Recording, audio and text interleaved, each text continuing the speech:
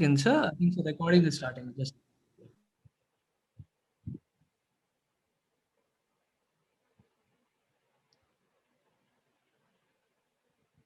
Amit sir, you can continue, sir. Yeah.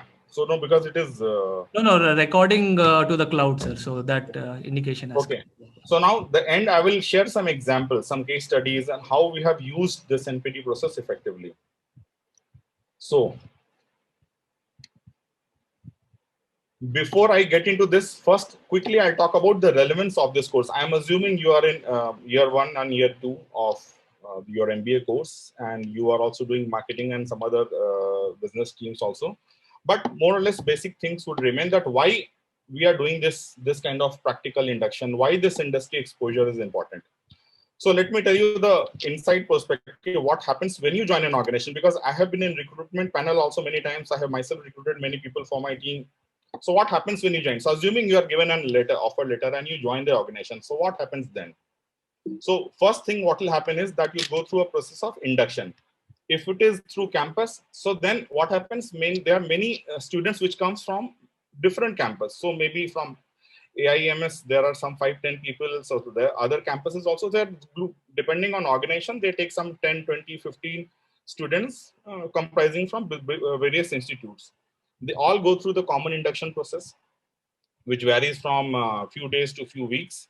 Then you are assigned for some project. Then you do some project. Basis the project, how you perform in project, then you are allotted to the brand or to the business or to the department or to the market. If you're in sales, you go to market. So that's how you are. So your performance here decides where you will go. Then after that, obviously, wherever you go, you are expected to perform. This is what happens. So assume you join. Now because I'm a marketing professional, I'll talk from marketing perspective.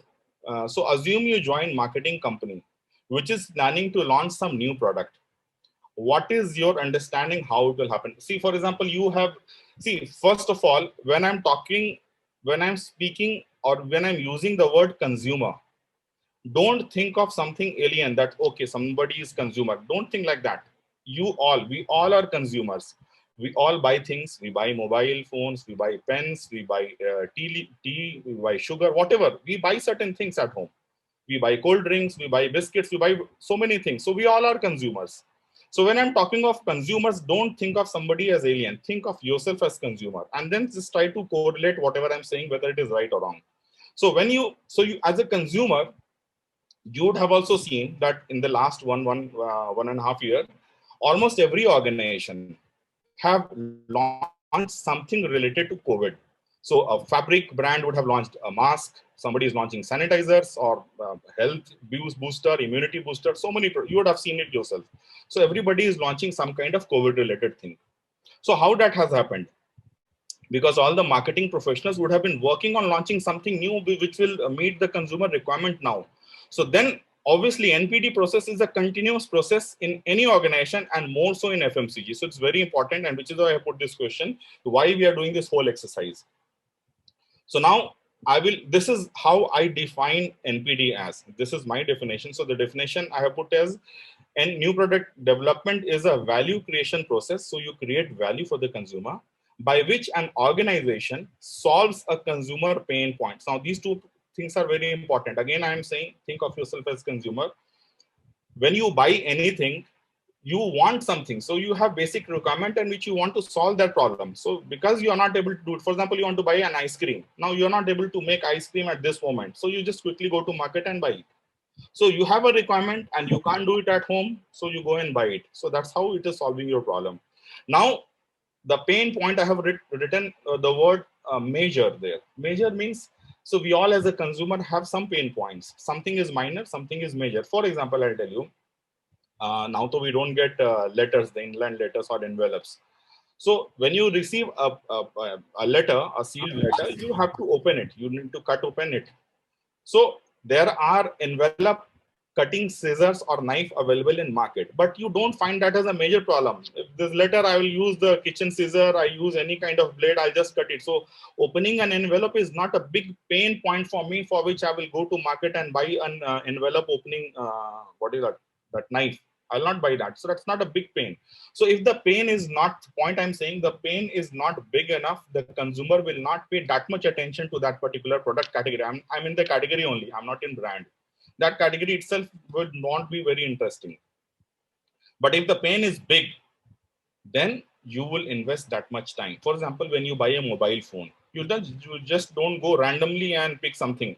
You will do a kind of your own research. You will check with your friends. You will check with expert. You will try yourself. You will go to some stores few times. You will touch and feel the product, and you will try to understand the features. And then after doing a lot of research, R&D, you will go and buy a phone, because there you want to solve so many problems. Phone is used not just to communicate these days, obviously to communicate, but what I'm trying to say is you also use it for your this coaching, you also use it for training, you also use it to create something. So phone is used for multi-purpose things.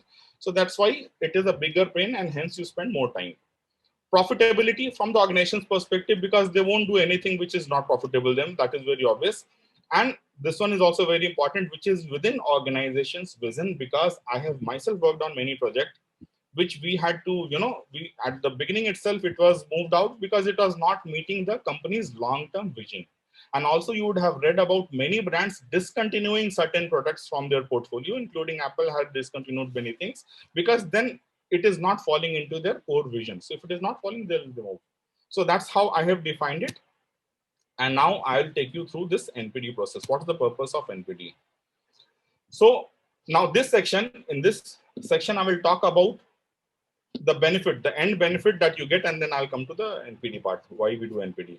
So how it helps? It helps to improve the brand image. You again taking that Apple image, you know that Apple is a very popular brand, strong brand perception. So whatever they launch, assuming they announce that they're going to launch Apple 14, 15, 16, whatever, that iPhone 14, 15, whatever, there are many consumers, even without knowing what is there, they will want to go and buy it. And even if it costs, let's say 1 lakh plus, they will go and buy it. But assuming if I launch a mobile phone, Amit brand mobile phone, and let's say I say it is just, let's say 10,000 rupees, and it has all the features or more features than any other mobile in the world, still nobody would buy it. Though I am 10,000 rupees, and though I am claiming that I have so many features. So image plays a very important role. And why it plays an important role, how it comes, because it is not just sales story. Sales is one portion. So image comes from many things. So your sales, your how your successful your launches are, and many other things. What kind of benefit you're providing to consumers. So all these things add together to form a perception of the brand. So brand image. So NPD plays a role in forming that image. It helps add new consumers. This also I'll talking about shortly, but you can add new consumers, you can go to new markets, you can create new products, so that it helps in getting new consumers. It also helps improve profitability of the brand. It plays a lot of role in playing profitability. You do a lot of R&D to cut costs somewhere, or to replace some RMPM. RM is raw material, PM is packaging material, or your in-transit cost. So you figure out ways to make it more profitable to the organization without losing on the comfort part for the consumers. And then self-actualization. Now this last one is for you. This last one is for us. Why? Because if you are a part of any successful launch, if you have been part of that journey, you'll always feel proud. That is a normal human nature. Like if you have got good marks in your marketing, or in certain quiz, or in your school days, or in a cricket team or a football team, anywhere, if you have achieved something, you would be very happy about achieving that. Even getting admission somewhere, or getting into a job into a very good organization, you'll feel very happy about that, because that's what you have achieved with your hard work. So if you are a part of, because we know that 90% of NPD or the new products fail. So if so many failures are there, so if you have got a couple of success, you will be really very happy about that journey, that you have been part of the journey. Like for example, in my case, my first success was with Lotte Choco Pie. I was a part of the team when we launched Lotte Choco Pie in India, and that story I'll be sharing towards this end of the session. So we'll go that. So now going back to how NPD helps. So this is one example. NPD helps in your creativity and creation. So for example, This Dole is a American company which are into bananas. They sell only this one product, banana. But see, over period, how many things they have extended to? They sell fresh banana. They sell banana. Everything that you see on the screen is banana. So they sell banana salads. They sell ice creams with Disney. They sell whipped cream. They sell slices, crispies, chips, smoothies, juice. So many things. One ingredient. So what happens when? So for example, this is a US brand. In America, whatever they take, they become like an opinion leader. Whatever they say in this field of banana, people would listen to them because they are the champion. They have done so many great things in this field. So whatever they say, if they say ripened banana is good for health, so people will assume. Or if they say ripe banana is not good for health, then also people will listen to them because they are an expert. So you can improve your creativity, imagination in getting one simple thing, so many products. So that's what you can do. Next one is, yeah. Next one is we earn higher margins with NPD. So for example, if we are only potatoes, I've just taken this as examples. If you're selling potatoes, you make just normal. You are able to sell it at a very nominal rate, say 20-30 rupees per kg. It has a very short shelf life, lower margin. We all know that.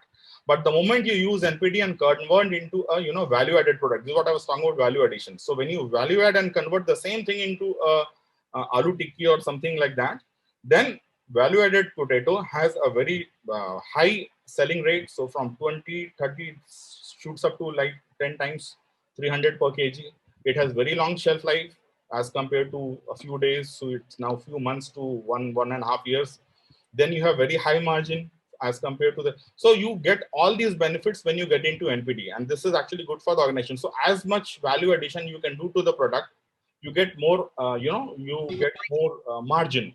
Uh, you can see again in mobile phone also, the basic phone has just basic stuff, but the high-end phones, they have a lot of features embedded in that, and because of so many features loaded in such a small device, they are able to command a premium over other small mobile phones.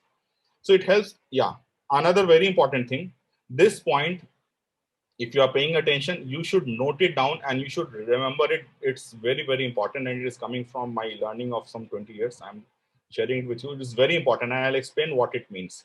NPD helps disconnect the price reference from current market offerings. What do we mean by this? When we are selling, again, think of yourself as consumer. You buy so many things. Let's take one example. Let's take, for example, cold drink. What is that? How much is it costs? Let's say that half-liter bottle would be costing how much? Some 50 rupees, roughly. I don't know. I think 50 rupees. Let's assume 50 35, rupees. sir. 35. Okay. 35 to 40. 35 to 40. Okay, perfect. So it is 35 to 40 rupees cold drink brand. Assuming I sell again my own, I launch my own brand, and I do some value addition. I tell that this has something good. Assume there's something very good for you in that cold drink. And let's say instead of 40, 35, 40 rupees, I tell them that I'm going to sell for 100 rupees. You would have seen that regular potatoes versus organic potatoes. In certain few shops, it costs a lot. So if it is 10 rupees regular one, the other one is, let's say, 15, 20 rupees, a double rate. So then many people are not buying it. Why? Because they always have a price reference to it. The regular Coke is 35 rupees, but this gentleman is selling a Coke-like product, which is like 100 rupees. Though he's saying that there's some benefit, but I don't want that benefit. It is too much. So the moment you, as a consumer, the moment you connect to a price, then you will not be able to command premium. Very important lesson I'll tell you with my own example. When we launched Choco Pie in 2007 in Chennai, that point of time, the price per piece of that one Choco Pie. Have you seen Choco Pie? I'm assuming everybody would have seen, even consumed Choco Pie. Correct? Yes, sir. Yeah. So that Choco Pie then was also 10 rupees per piece. Even now it is 10 rupees per piece. More or less similar grammage. So just can you imagine how costly it was then if you have to do a reference? But what has happened? That point of time, we didn't had any price reference. So there's no Choco Pie 2, Choco Pie 3, or many companies are manufacturing Choco Pies. So it was not like that. So we were selling it, we were manufacturing it. So you don't have a price reference. So if I'm telling you I am selling for 10 rupees, you say, okay, I don't know. So maybe he's saying 10 rupees. So that would be the price. You don't know. But the moment I compare it with something, then actually you can't command a premium. So try whenever you're working as a student. I'm saying you are the future managers, you are the future bosses of the organization. So I'm telling you, whenever you work on these kind of innovation projects, you always work on something wherein you are able to disconnect the price reference from the market. If you are able to achieve this goal, then you will achieve other goals also easily. It's not easily, but that other goals might be achievable. It will be easier to achieve the other goals. So this is one very important thing which I wanted to highlight. Now, gaining new consumers.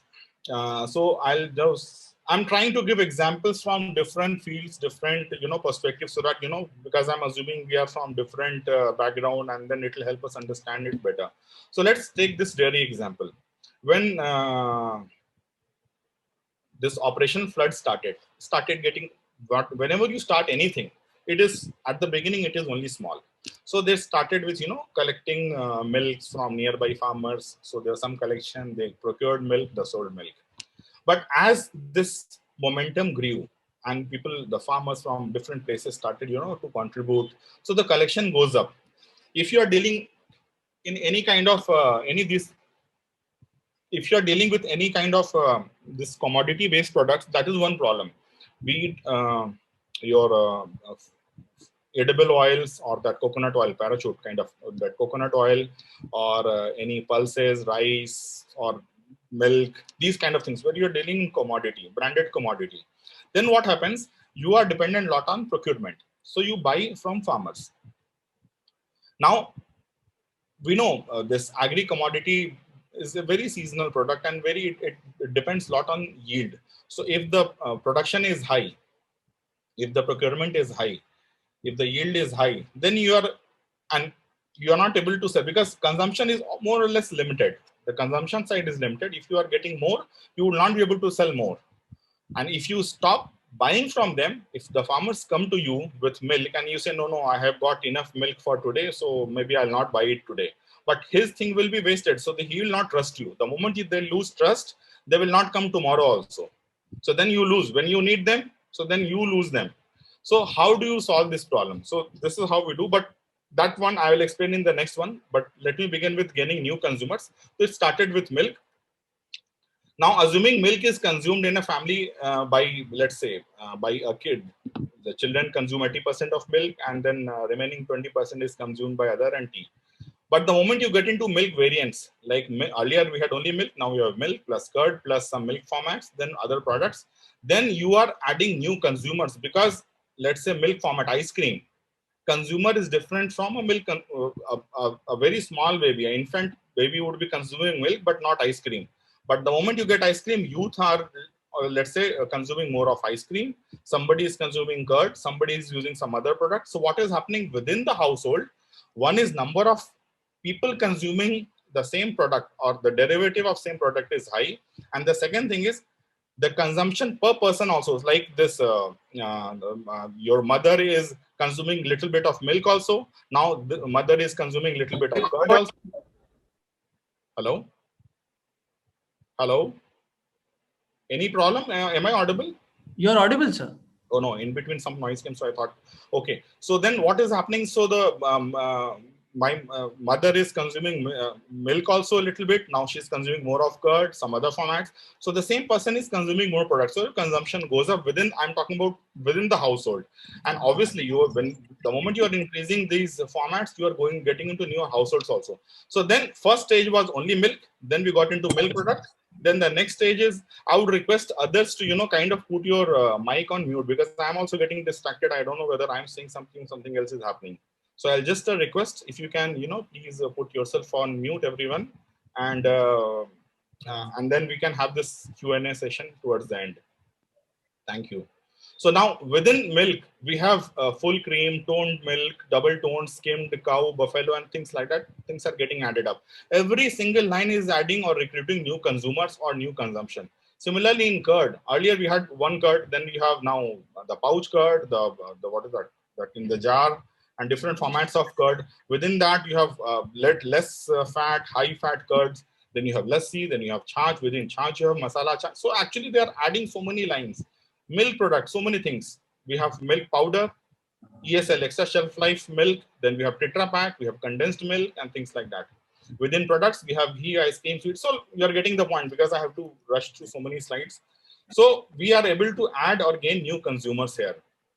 And innovation recruits new consumers as well as increases consumption within the household. That's what I was explaining. Now this hierarchy thing which I was talking about, when the farmer is coming and I'm saying that now how to solve the RM. RM means raw material. So today my requirement is more, tomorrow my requirement is less, and the other side, production side also.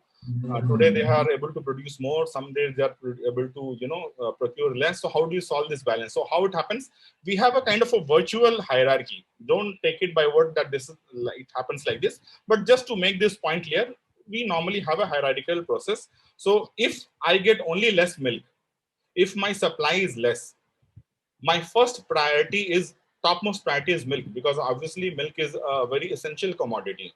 So I can't deprive a small kid from having milk. So whatever milk I get, first priority is to convert into milk.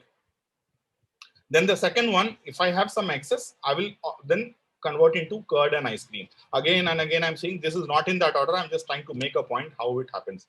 Then the third one is, let's say, paneer or ghee. And let's assume fourth one is chaach. And then assume the last one is sweets. This is, though this is low margin product and this is very high margin product, but this is how a company would normally build the hierarchy. So what happens, and just imagine it's like a staircase step. So step 1, then step 2, step 3, step 4, like this. So when you pour a milk from here, top, first this container will get filled. If this is getting filled and you have put a hole here somewhere because then you want something else, so then it will fall to this container. Then from here it will come to here. This.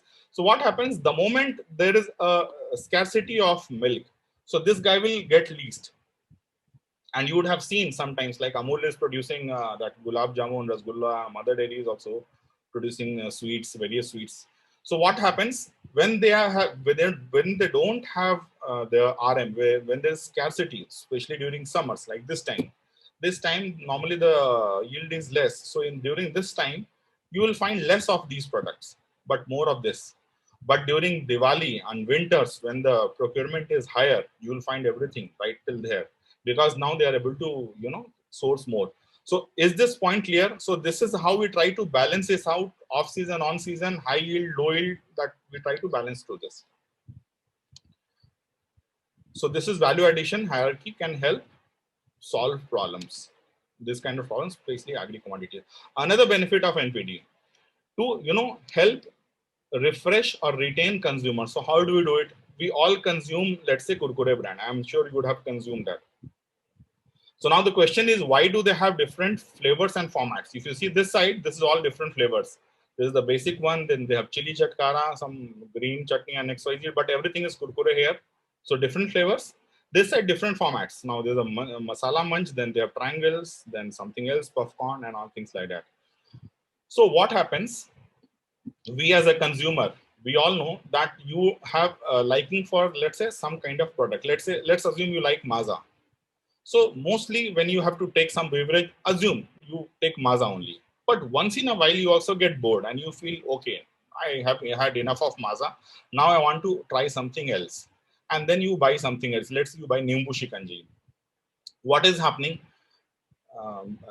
What is that brand? That Maaza is losing that sales because one day you decided to, buy something else. And there are thousands and lakhs of consumers like you. And one day they decide they're not shifting.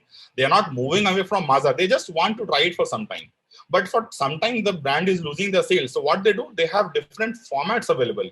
Even if you are bored of this, why don't you try my popcorn? Or why don't you try this solid masti? Or why not this, what is that? Mango achari.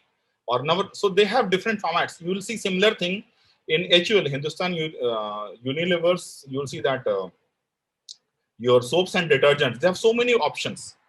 You want Clinic Plus, you want Lux, you want what is a Dove, you want Tresemme, so many shampoos they have. Whichever kind of shampoo you want, we will provide you, but please don't try anything else. You only buy my shampoos. So that's what they do. They offer so many variants appealing to different consumers. So that's why we have different formats, so that even though consumers want to try out something else, we have a solution for them also. What would go wrong if we don't follow NPD?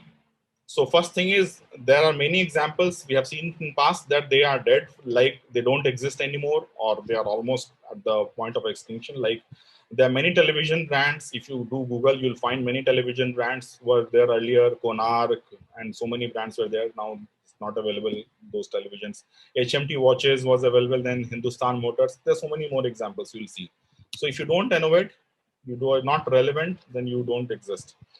Then also from consumers perspective, not for me. So like you are like you might not like many products which were available, you know, some 50-60 years back, if they have not improved, so then you don't own them. So they don't, so the consumers distance them from those products if they are not innovated. And obviously there is a profitability crunch, because as I said, if you're not innovating, you're not able to command a premium. If you're not able to command premium, then there's a profitability crunch, and then you start losing money. So that's what we do. So then how do we do that? So now I hope we have realized why we have spent so much time in understanding the importance of NPD, because we have still not started what are the processes and the, you know, some examples that I'll do now. So before that, I'll just take a short water break, just 1 minute. Yeah. So now let's get into this NPD, the section 2. When do we need NPD and how it impacts the product development? See, broadly, we do new product development for two reasons. One is to innovate, and the second one is to renovate. When I say innovate, which means to launch a new product. New doesn't mean new to the whole universe, new to the world. New means new to the organization, which means, let's say, like this example, a mineral water brand plans to launch, let's say, a Seabuckthorn. Seabuckthorn is an ingredient which is found in Leh Ladakh. So if they want to launch a Seabuckthorn juice and a cola drink, it is an innovation because they are already into water bottle. They're selling similar products. Or if a brand is already selling, let's say, mixed fruit juice, orange juice, mosambi juice, everything. So those products are existing to them, but this doesn't exist for them. Cola doesn't exist for the brand. So for them, this is still an innovation product. What is renovation means? What exists within the organization you want to modify. For example, a Maaza brand manager wants to, you know, modify the recipe of Maaza, or Parle-G wants to, you know, kind of change the recipe of or modify something in or shape, size, whatever of the biscuit. So the product is existing for the organization and they want to bring some changes. So that is renovate. So let's look at these two verticals in detail. So why do we do this innovation project? We do innovation to upgrade. So this is that same example, like most of the technology, automobile, car, all these brands, software, they do this. They launch something, the latest model, the latest technology right at the top. And this guy replaces the current one, which is the now latest. The current top version comes down, and the thing which is here comes one step below, and like this is called the cascading model. So things flow from top, keeps flowing down, and the oldest one is phased out. So for example, let's take this example and it will be clear. So like iPhone 12 was launched in October, I think last year. So when it was launched, before that iPhone 11 Pro was, I think, at the top, and then next was iPhone 11. So iPhone 11 basically was at the top, but when this guy came, iPhone 12, it just came at the top, and it pushed everything down. The prices will come down. This here, when you go up, the performance and price goes up, and obviously reverse when you go down. So, and maybe iPhone 5 or something, I don't even know what was there. The lowest model or the least model would have been phased out. So this is how they maintain. Sometimes, depending on the market, depending on consumers, depending on situation, they also create some pivots in between. Like for example, you would see that XS, or I don't know, some model which is like in between, which is not the top, which is not the least. So they see, you know, there are so many people who have come here, assuming, or here or somewhere. So to meet their requirement, or this gap is too high. So to meet their requirement, they also create a in between another slab, and they launch. So essentially the idea is you launch something at the top and then it flows down and the least one goes out. So this is what happens in most technology. So this is one way we use innovate to upgrade. The second way is to offer higher order products, as in that you offer more choices. So when you, for example, this is a milk example. Milk is basically categorized basis your the fat content. So high fat content, costlier milk, slightly low fat, slightly less costlier, and then low fat, and then no fat, and things like that. So as the fat content goes up, the price also goes up. Now in this case, unlike the previous example, same consumer can buy different product at different point of time. For example, your mother wants to make some kheer today, and she needs she's using a recipe which uses very high fat content milk, so maybe she'll buy this. And tomorrow if she is making something else which needs a low fat content milk, so then she'll buy something else. So a same consumer can buy different products at different, but still it is a hierarchical thing, because as you go up, the performance in this particular example is the fat content, the performance and price goes up. So this is another thing. Now, why do we renovate, or why do we innovate? We do it for these three reasons: revive, rejuvenate, and restore. This revive is basically when you don't do any modification in the product, so the product remains same. So there's no change in product performance, product feature, nothing, only some minor thing you are changing. For example, when you change the color of the milk pack, or the brand logo or brand design of the milk pack, neither the packaging has changed nor the content has changed. Only the design or color of the packaging has changed. So there's nothing happening to the consumer in terms of product experience. So the experience remains the same. So it is just a revive project. We do rejuvenate when for example, this oil, let's say this edible oil, mustard oil. Mustard oil, it comes in a bottle and you have to pour and from a big container into the cooking vessel. So assuming a brand manager sees that the consumer have this pain point that when they are pouring from this, let's say 5-liter jar to the kadahi or to the pan, so the oil tends to leak and drill down on the bottle outside, and then my mother or whoever is cooking have to put the finger. So it's inconvenient. So I want to solve the problem. On the same pack, you attach a kind of a nozzle in which there's a thin thing coming out, and then you pour it very conveniently. So now the drop will not leak on the bottle. Now again, in this case, the core product is the oil. You are not changing anything to the oil. When your dish will not change anything different. So what is happening? But still you are kind of rejuvenating the consumer by value addition to either the performance or the way the product is consumed.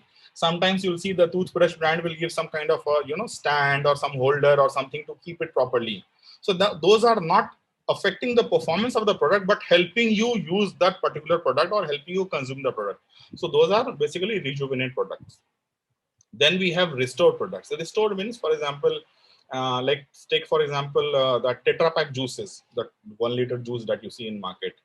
Let's say you are a brand manager and you go to market in the modern trade store and you see that though the shelf life of this juice, let's say, is like 6 months or 9 months, but you're seeing that within 3 months only, the pack is not looking very sturdy. It's looking very kind of wrinkled, weak.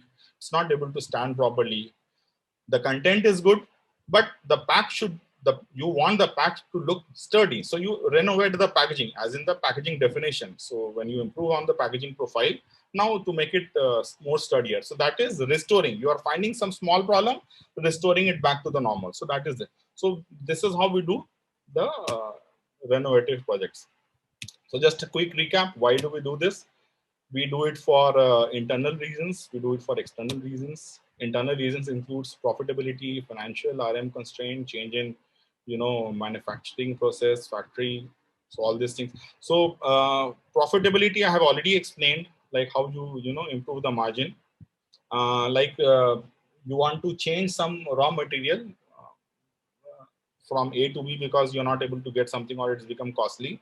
So then to test whether by changing that product, whether consumer are able to detect or not. Like in Britannia biscuits, we used to do it frequently. If there is any change in recipe, we call it recipe, the final thing, that is recipe. If there is a change in recipe, we'll go to the consumers, we'll check with them. If they are able to diagnose that, yes, there is a change, then we take a call whether we should do it or not. But if they are able to, if they're not able to distinguish between the earlier brand, the earlier product and the new one, then maybe that is good to go. RM constraint, it happens, especially like for example, now it has happened during COVID times. Many FMCG organizations, they get their raw material. RM is raw material, so they get it imported. So something is coming from Belgium, something is coming from Europe or some country, and without that ingredient, they can't produce this. So now that is not available because of movement restrictions. So what do they do? So they'll change something. They'll try to do something in house. They'll make something here. But because they have done something, they have changed something to the original product, they have to change. So that is that change in manufacturing process, factory, change in count. Count is basically number of pieces per kg. It is applicable mostly in biscuit, candy, this thing. In 1 kg, how many biscuits we have? So if you are increasing the counts, which means you are reducing the size of the biscuit or the candy. So size, shape, substitution of raw material, etc. Then external reasons. So these are internal to the organization. When I'm saying internal to the organization, external means like you want to add the new consumers. We have spoken about it. And if you want to offer more to the existing consumers, like the milk example I gave, so then that's how we do. Now, before I proceed, you can just note my email. If there is in future also, if there is, you want to, how do I share it? Where is that window? Yeah, here.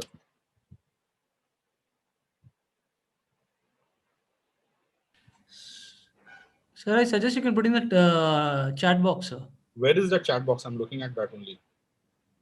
Sir, at the below you'll get chat box. I'll type it, sir. Chat. Yeah, I got it.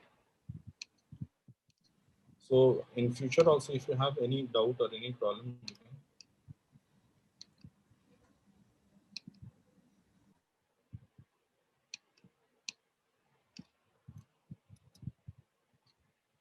By the way, I am assuming we all are using the social media effectively, because now for even job placement, everything, if we are connected on what is that, social media and social media like LinkedIn and everything. I hope now, yeah, it's gone. So let me minimize this and let me continue with my presentation because it is very long. Yeah. So you can just use that. Now, third section, what is NPD and why do we do this NPD process? So again, I'm giving you a hypothetical question. Then you have recently joined an organization and the reporting manager asks you to initiate some groundwork to launch COVID immunity booster product. As I said, everybody is launching something, so you're also expected to work on something. That product, let's say some product is there. Let's say that edible oil, mustard oil is there. So you have to work on this. So now people are working from home. Your supervisors, R&D, everybody is working, and the managers is also not physically present to guide you. So how would you proceed? Because see, when we learn, this is what I feel, and this is what I have always said, that we learn from people only. So when you are working in an organization, when I was, assistant brand manager, when I started my career, I'm sitting in a place, my supervisors, my bosses, and other senior people from different divisions sitting around me. They are talking within themselves. I have to do this. I have to go and do this NPD. I have to do something, whatever. So from their conversation, from listening to them, I learned.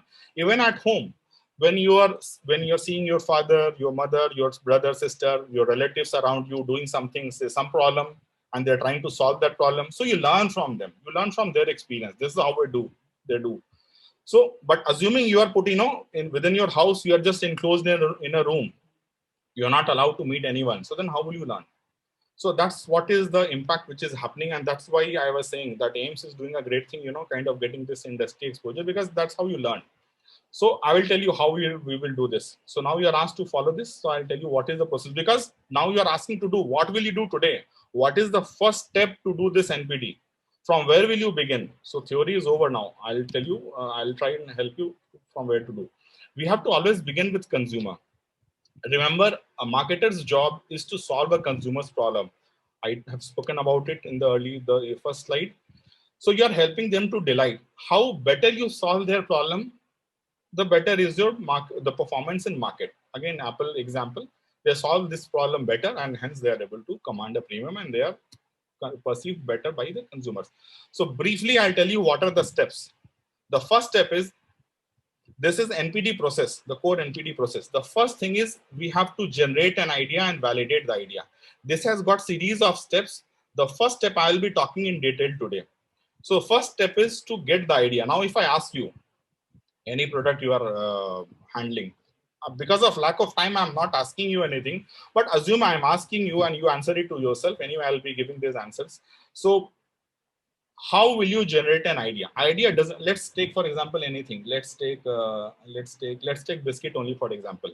So assuming you are working in a biscuit brand and you are asked to get some idea. So what is the source of idea? Idea is not that you wake up today morning, you think something, you saw your brother or sister eating some biscuit. Oh, I think this biscuit sells. It doesn't work like that. It doesn't happen like that. So there is a process of, or you read something somewhere, or your friends tell you, or your salesperson calls you and tells you, boss, you must launch something like this. I'm telling you, it is going to be a successful. So this is not the way we generate idea. So I'll be talking about idea generation process just after this. But that is the first step. You work on the idea, the first part. Once the idea is done, you get into the concept. So the successful or the selected ideas are converted into the concept.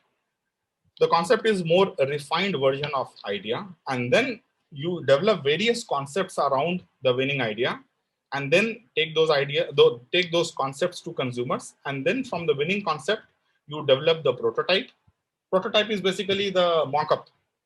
For food item, it is the lab-made sample, and you do this mock-up or the lab-made sample, which is the prototype. You try it from the consumers within the age group, within the users, within your office. Then the finalized product is actually taken into commercial production. So you do these steps: packaging. Within packaging, you'll have to get the shelf life, displays, mandatories, convenience, value for money, so many things, declaration. You'll have to do all this in this step. Then you get into the production. So when all the groundwork is ready, when packaging is identified, packaging solution is identified, prototype is accepted, everything's done, then your final thing gets into the production. At that time, you have feasibility, capability, scale up. Basically, plant and machinery, whether to manufacture, do we have facility, do we have capability, do we need to bring some change in the machinery, or we have to buy some machinery. So all that thing is happening in here. And then finally, you produce and then launch. At launch, you do GTM. GTM is go to market this thing, and then retail, go to market handbook, then retail and consumer connect, all the details. So that's what you do in the launch stage. I'm just trying to see because I have to cover a lot. So this is how a stage gate looks. So what is a stage gate process? See, this NPD is a very big subject. I'm just trying to cover only a short portion of this in a limited time. Just to give a perspective of how it happens. So for example, this is a stage gate process. Can you see these are the kind of gates when you play mobile games? So normally in games, you'll have certain stage. You are at the first level, then you do something, you cross that stage, then you get into the second level, which is slightly tougher. Then again, you play something or you do something, then you cross that stage and get into the, so it is very similar. So what happens, and this process follows slightly from organization to organization, but I'm giving you the detailed perspective so that you know what is happening. So we have different stages. You can see this first stage is pre-idea, then you have an idea stage, then a feasibility stage, capability, launch, and post-launch. So these are the various stages. You enter your NPD from this side, pre-idea side, and as you keep crossing the gates, like you can see it's a door kind of a thing. The knob is there. So then you keep clearing the stage, you get into this stage, then you clear this stage, you get into this one. Then from here, you again clear this gate, you get like this, you keep moving forward. So all your new projects are here and they're all named. Like you can see project 1, 2, 3, 4, 5 and things like that. It is either named, it is not named like this number. There is a name given to it. So, but that and all I'm not going to discuss now because that's a very another, we won't be able to cover other things. So it's not given as 1, 2, 3, it is given as some name. So, but for example, I'm showing you there are some names given. So we start from here and this is the place where you generate ideas. All the thoughts, the raw thoughts, all the things that you have in mind are here. And this is how we begin. So, and now how do we clear the stage? See, this is where the companies differ. So like the big or the good innovative brands, like I have worked in 3M Bangalore. So now 3M is very good in innovation. So what they do, they're in fact the global leaders in innovation. So there and in most of the big brands, it happens like this, that all the functional heads, the category heads of the, not the category head, I would say, the functional heads, the departmental heads will sit, they form the, they are called the gatekeepers. They are called the gatekeepers. So they sit in the review meeting and it happens together, all of them. So this includes your marketing head, sales head, your finance head, your R&D head, your manufacturing head, your that logistics and transportation, that head, and if there are other HR head. So all these people will be together in that meeting, and these are all functional heads, just like your what is that, UN United Nations Security Council, that there are these 5 permanent members and they put veto, this thing is withheld. So these people are there. If any person tries to say, no, I don't think so, it is not okay, so you'll have to either clarify the doubt, otherwise it is not cleared. If you are able to satisfy them, then it is approved and it goes to the next one. Now, why it is important? What's the purpose? The purpose is not to trouble people. The purpose is not to, kind of show that you are junior and I'm senior and, I'll ask 100 questions and you have to answer. The idea is not that. What happened? In fact, this has helped me a lot in doing some projects in many organizations, including 3M. So what happens when they're sitting together, they come with a lot of experience. That is one. They also have much better perspective of the company's long-term goal and their vision and future mission, everything. They have very good clarity on that. So they are able to help these people, these young people who come with this proposal, to guide them that maybe we should do this and it is good for the organization. And if it is good for the organization, it is good for everyone. So that's how they guide, they help you. Number 2, if all the category heads, if all the department heads are sitting together, sometimes they also help each other. So for example, you're presenting something, then the finance head will explain the R&D head, okay, why don't you invest in land? I will help you with some fund or something like that. So they will do this conversation and they will solve their problems within themselves also, if there is some problem at all. So which is good to have them together. So this is how it happens. Every time you put that and you clear this. So if you go to my website, which is www.akshanova.com, you'll see this NPT session that has a lot of formats and details. So I'm not covering that, but I'll be covering this first part, which is the idea part, to explain you how things happen. So how do we begin with idea? Idea is a new thought which can be commercialized for the benefit of the organization, keeping in mind that it is executable, profitable, and adds to the imagery of the brand. Now it's simple. Let me proceed further. So how do we generate idea? This is what I was asking. How do we generate idea? If you have recruited in a company and if somebody asks you to come with an idea, how will you come with an idea? So I'll tell you the exact steps.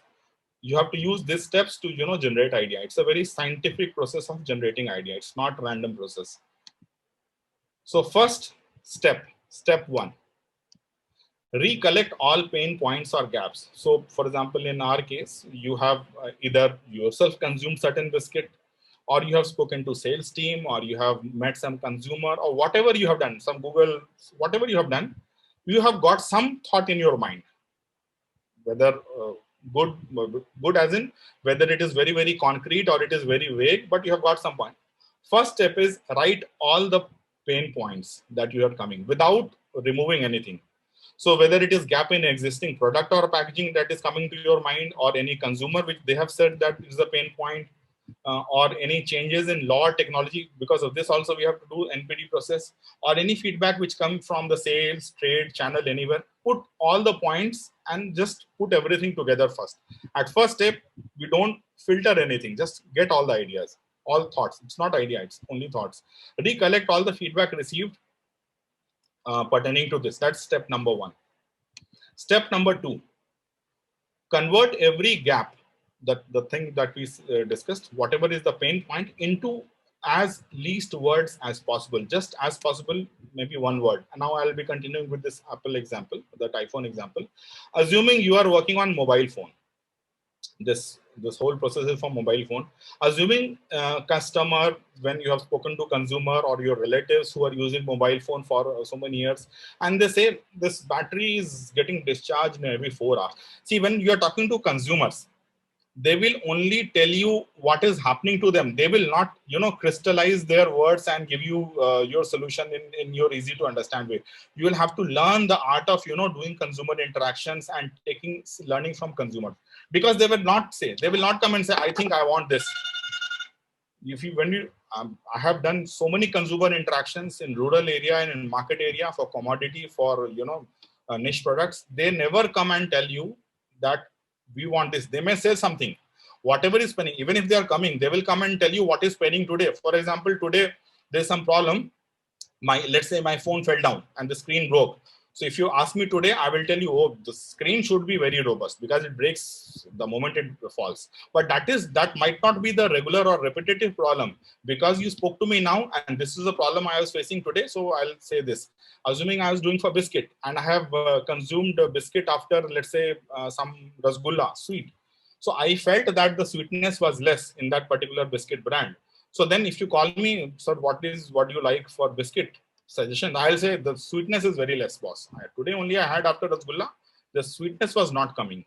So that's how they'll give. And if you note it as it is, then you will do more injustice to the brand. And that is one of the reasons why brands fail. You will have to learn the art of getting right feedback from consumers. So when you're talking a normal conversation, you have to talk about the normal life, not the phone. You just talk about everything in general.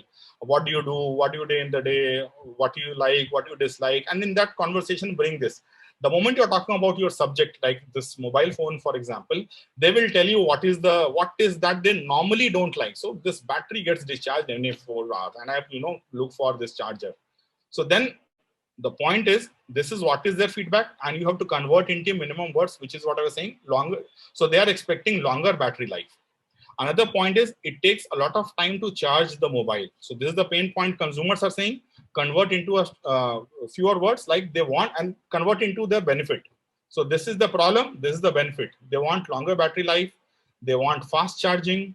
Mobile gets heated up, so they want mobile heating is a problem. So you have to convert, you have to give a solution to this. So this is the solution they are seeking at. So like this, you collect as many as gap or pain points. Now, Abhi, till this point of time, you are doing it alone. There's no R&D, there is no sales, there is nobody else working with you. You are doing this part all alone. Now, after this, what happens? Then you write all these points that we discussed, this benefits that they are seeking, this within brackets, in a sticky notes, a post-it note, and 1 point per note. This is the step 3.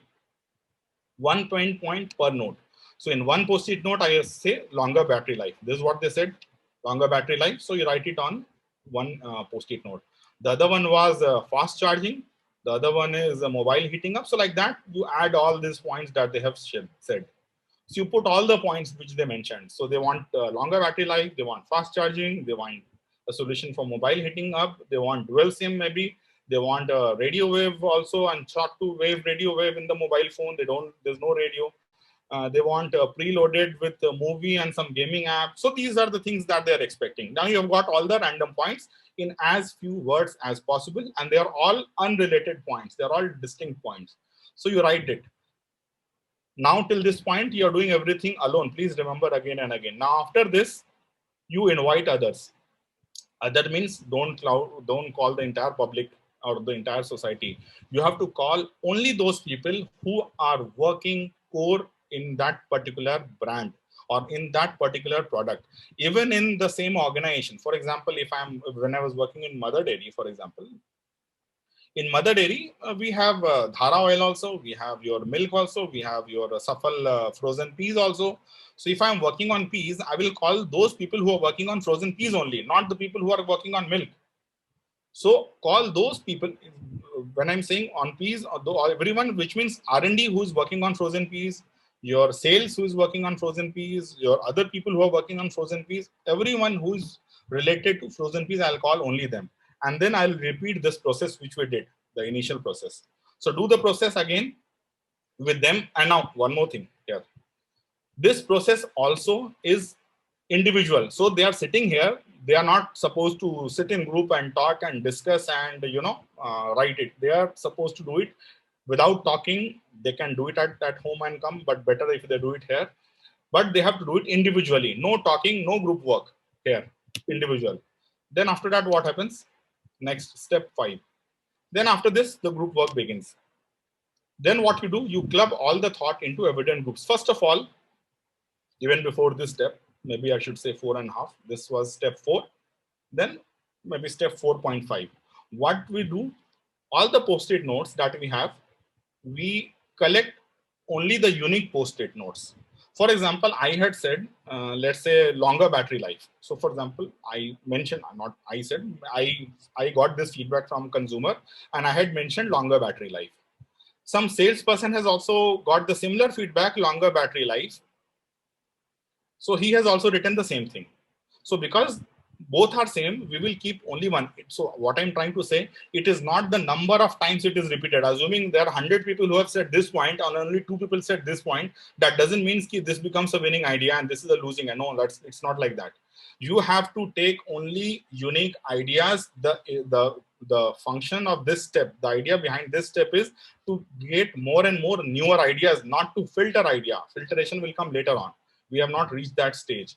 So right now we are getting only, and we are not giving any weightage that if this idea has got 100 points, so I'll put more weightage, or if it is coming from my boss or supervisor or the MD of the company, so I'll give you more weightage. No, not like that. Every single idea is equal, uniform, and they are taken without any duplication. So you take all these ideas and then use, so when you have got all the unique ideas from all the people, then in a group, now this activity is in group, we start forming. So we do it in a group and we start forming groups of ideas also. So we try to club idea basis similarity. Like for example, this idea, they have tried to, club longer battery life, faster recharging and mobile heating up as one offering. And this preloaded mobile app and dual SIM and this as another offering, and how they have given a name. Then you're supposed to give the name to those groups. So for example, they have given superior battery performance to this set of thing. So if the mobile is having longer battery life, faster recharging, and if it is giving a solution for mobile heating up, then maybe the group thought the idea is superior battery performance is the name for this core idea. And this one is extra feature. So essentially they came with 2 ideas. They came with superior battery performance and they came up with extra features. So these are the 2 ideas that you have got. So now we have got 2 ideas like this I have just done like for this, whatever came to our mind. But when you are doing a real work, you will get more groups like this. You may get more groups. So these blue boxes that you're seeing, these are the ideas which have come from the mobile phone. And this is the step that we follow to get this idea. And when you're doing it for any brand, biscuit, hair oil, or anything, you'll get similar this thing, blue boxes. And these boxes are your ideas. Then you take these ideas and then filter from other lens. That is your organization's lens that, for example, currently, let's assume we are working on this mobile phone only, not Apple, but we are a startup, mobile startup company. And let's assume this creating a radio wave and this gaming app and this costs a lot. And maybe I will not be able to invest that much money, to get these features. So maybe this is important. We have not even tested with consumers. We test with consumers. So we have not even tested, but I know I will not be able to provide this. So it's not possible for me to drop this idea. So that is one reason we drop idea.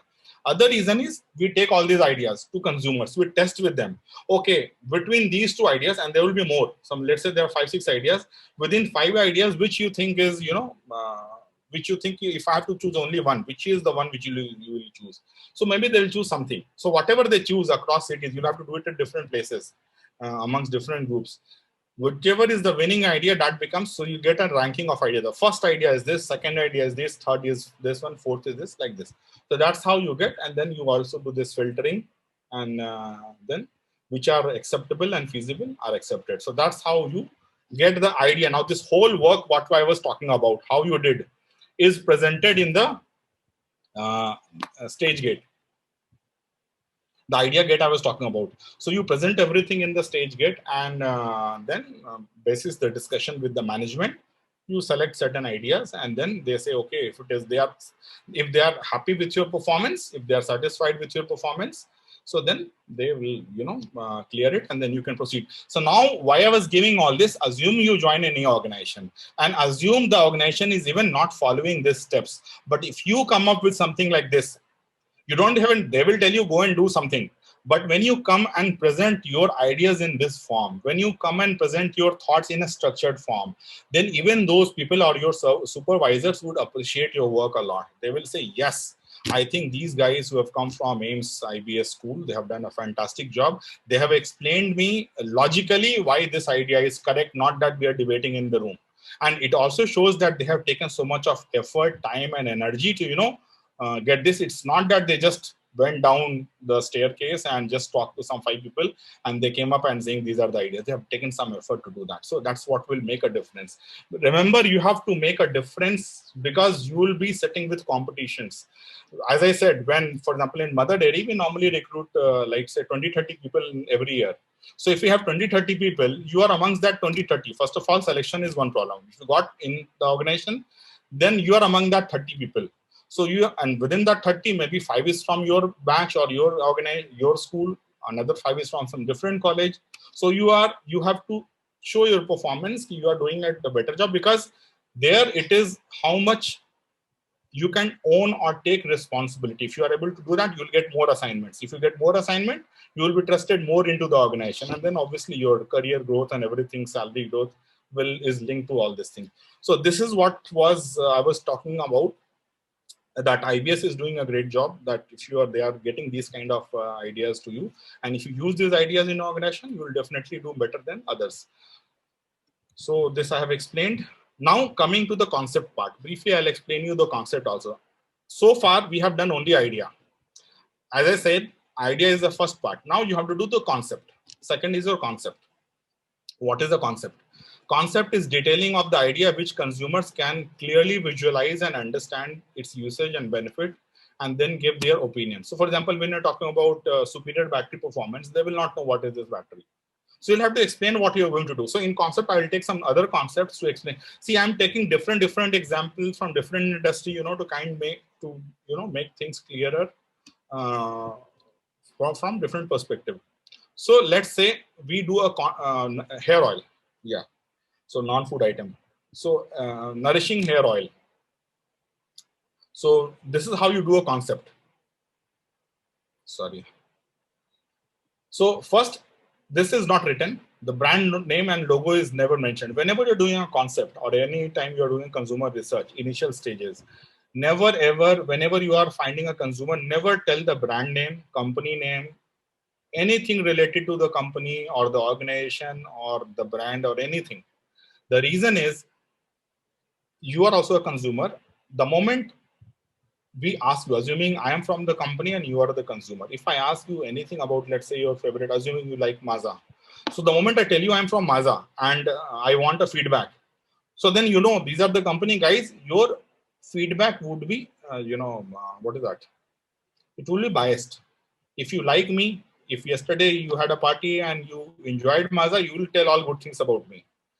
If in the yesterday party that Mazda was not tasting good, you will say all bad things about me. So you have a reference, and with that reference, you give the feedback, and which is what we don't want. We are doing a unbiased feedback on the concept. Concept is not a brand. Concept is not a product. It is just a thought, more crystallized thought. So here we don't mention any brand name or any logo or any company, even by selecting or recruiting consumers for this. No example, nothing. So it just says nourishing hair oil. So concept card will look exactly like this. This part will not be there. You have a heading. So what this product is, it is a nourishing hair oil. And you talk about the benefits, what they get and what price they get. So it says, often hair gets dry, rough and weak when exposed to sun, humidity and pollution. Introducing new XYZ enrich. Now you have to put the reason to believe. What is that you have added in that? Let's say you have put some ingredient and the name of the ingredient is, what is that? Brahmi. I'm just saying randomly. You have put some ingredient. So that ingredient name, so introducing new Brahmi enriched hair oil, which forms a thin layer of protection on your hair, which prevents loss of moisture from roots and also prevents dust and pollutants from sticking to hair. This non-sticky, non-greasy oil is available in 2 sizes for so much rupees, so many grams or ml for so much rupees. Now, when I was with CavinKare, I had done a lot of these kind, because CavinKare, I was handling the traditional hair care, which includes your Mira brand, Mira shampoo, Mira that powder, Mira hair oil. Then there was Kartika. So all these brands I was handling. So there it was all hair oil. So we used to do hair oil and shampoo. We used to do all this kind of this thing. So we'll not put any brand name. We'll not put any logo. We'll just ask that this is your problem. The first line is your problem. Then you have providing a solution and the reason to believe why this problem is getting solved using this particular solution that we are providing. And the price of this is so much and it comes in so many grammage. So this is what you provide. Like this, you have multiple concept card. This is called a concept card. You show it to the consumer. Now there is a way you do a concept. It is very different from how you do an idea. Idea is a different process. Concept is a different process. Concept we do very differently. Again, it is a very detailed and very scientific process. You'll have to take some metrics. You have to do some calculation. So you'll have to do different markets. So you do that. Again, I would not be able to explain that in detail, because that itself takes a lot of time. So, but you have multiple concepts, you go to different markets, you then validate the concepts, you get the ranking. Again, getting a ranking is also scientific approach. With that scientific method, you get the ranking. And then the winning concept is the top 2, whatever concepts you have. And then again, you present it to the management. Yeah, this is the concept and this is what I did. Then finally, we develop a format. This actually is taken from the course module, which I was talking about. The NPD module, which I was saying, it is actually from them. So why this name is given and why all this thing is written, that maybe we'll see later on, because it is a very continuous story. It is starting. So this NPD thing, which I was talking about, that module, which is there on AKSHANOVA website, in that you are actually joining an organization. It happens like this. You have recruited into this Fantush biscuit company and you are given a problem and you are a fresh management trainee and you work with them and try solving the problem. In this process, you learn the entire NPD process, how NPD is done in that organization. So this particular sheet is taken from that, that learning module.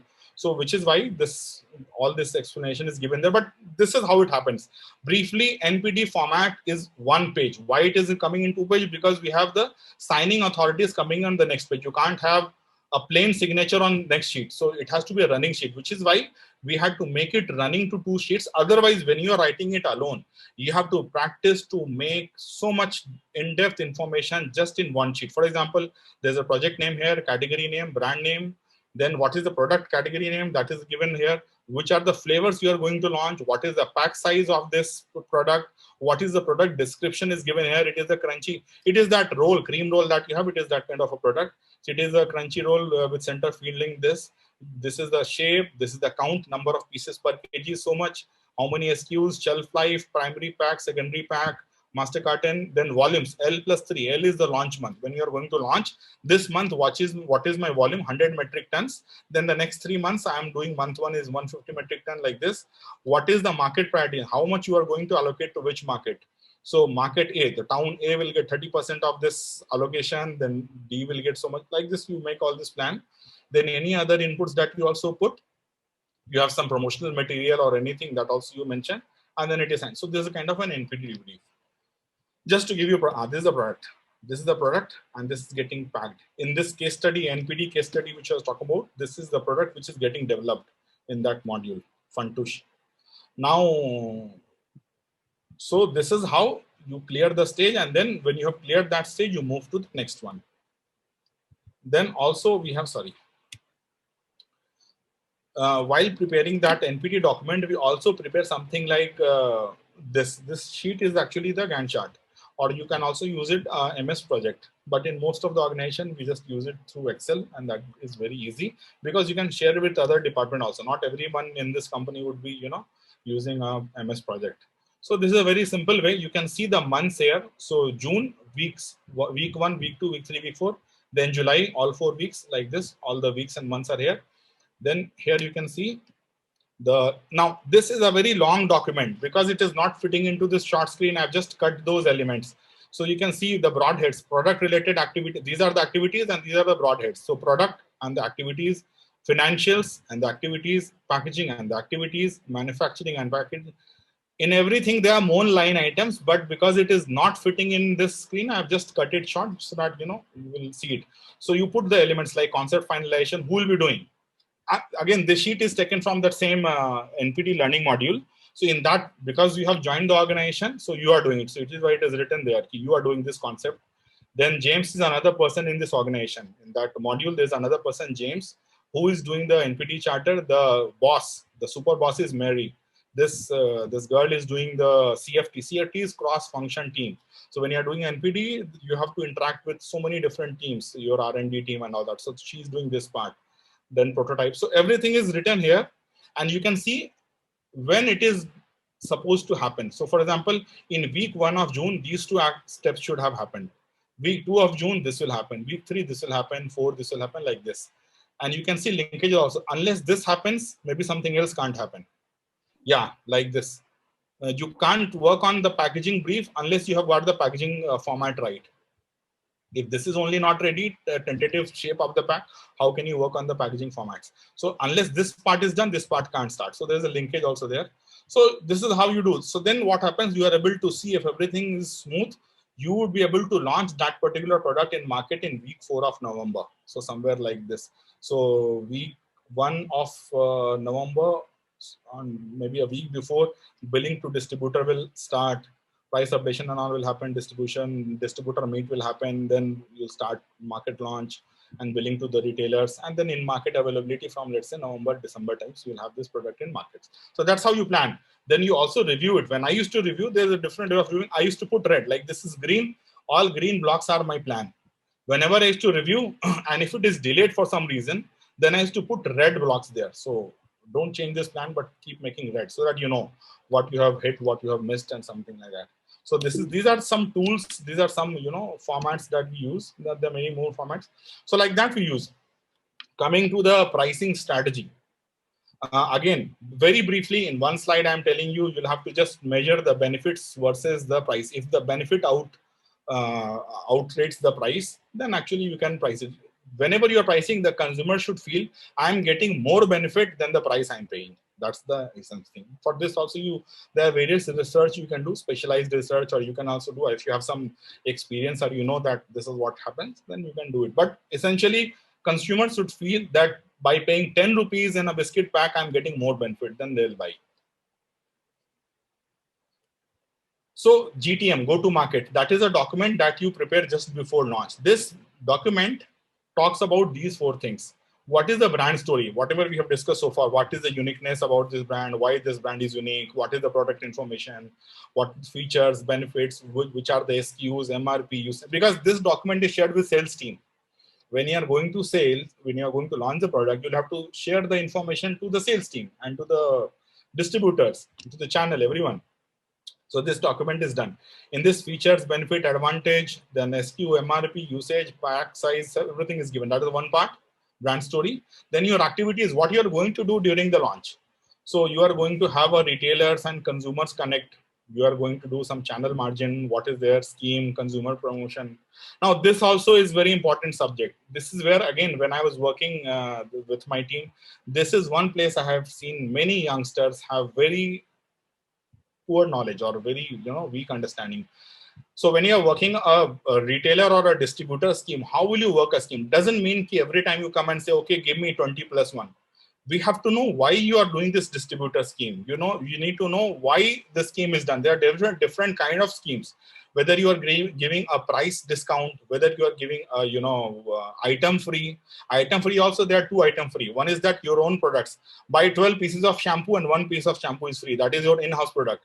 Or you can say buy 12 pieces of shampoo, I'll give you a attractive jar free. That is an outside product. Then you give the channel margin sometimes discount. So there are various types of schemes, and every scheme or everything has a reason behind that. Unless we know the reason, we cannot do randomly making some schemes. For this, you need a lot of experience, which is why people are sent. When you start working into an organization, most likely, almost 95% chances are you will be asked to work in sales. Because unless you work this part, This part you need to actually experience. Unless you know this part thoroughly, the other part you will not be able to, perform. So why do we do this? Different type of promotions, different type of scheming, sampling, so many things. So that this will be a part of this GTM document. Then the third one is the benefit across stakeholder. By launching this product, what the distributor is getting, what the retailer is getting, what the consumers are getting, and obviously what we are getting, so that we know. But you have to share that what they are getting, because you have to talk to the distributors and retailers also, the benefit for consumers. You have to tell them, if you are using this particular product, the consumers will be benefited by this. That what is that? Fill in the blanks. That you have to tell, because then the retailer will tell to the consumer, oh, this brand is very good because it has that, this, whatever is the benefit. So this you have to tell. And then expectation. This is again very important thing, and very often this is missed. While you are giving everything, you have to also tell very clearly what is the expectation. So for example, when you're launching that biscuit in market, so you can't just tell now, okay, if you feel like just place one biscuit in store, somebody can place two biscuit in store, somebody is placing 30 biscuit in store. You can't have randomness going into the market. Market has to be, if you have spoken to any sales guy or any sales people, they are very disciplined. They are very systematic, just like that army discipline. So you'll have to follow that. So how you do that? You'll have to tell very clearly. If you go to a category shop in this market, you have to place so many things at billing counter, or at this place, or with this facing, or like this. You'll have to tell everything very clearly, outlet wise, category wise. Even in channel, there are different channels. There are so many channels. Every channel has a different format. Every channel has a different consumer buying experience. Why do we have so many different channels? That again is a very detailed discussion, part of the sales discussion. That why do we have so many channels? Because consumers have different shopping experience. You as a consumer, when you pick Mazda from, let's say, a metro store in Bangalore, or that Aditya Birla, I think More store is also there. I think what I remember, there's a big More store on Hosur Road. So if you're going to More store, if you're going to the D-Mart which is near you, if you are going to that Metro Cash and Carry, all are large format stores. You get a different experience. Even within these stores, you get different experience. Now, when you go to the next that grocery store near your college or near your home, there also the same product is there, but buying experience is different. You can't touch, you can't feel, you can't see, you can't read. So different experiences, different expectations. Hence, you have a different role as a salesperson in different channels. So that you have to define in this.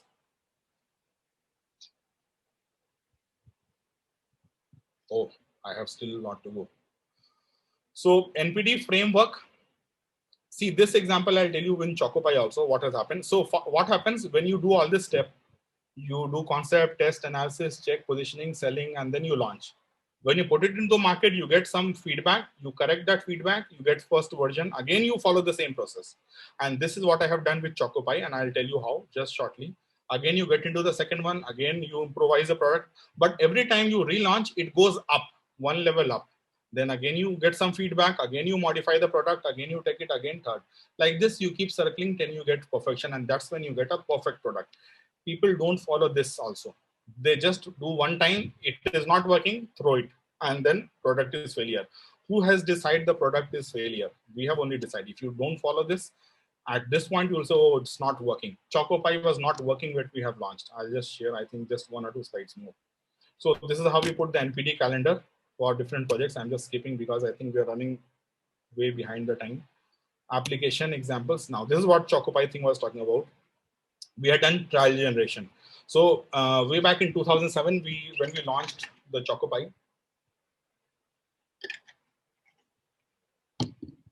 it used to be imported from Korea, and it was a non-vegetarian product, that brown symbol. And it was a big pack, this pack only, that 12 pieces, and there's another one, 6 pieces. Only these 2 packs were available.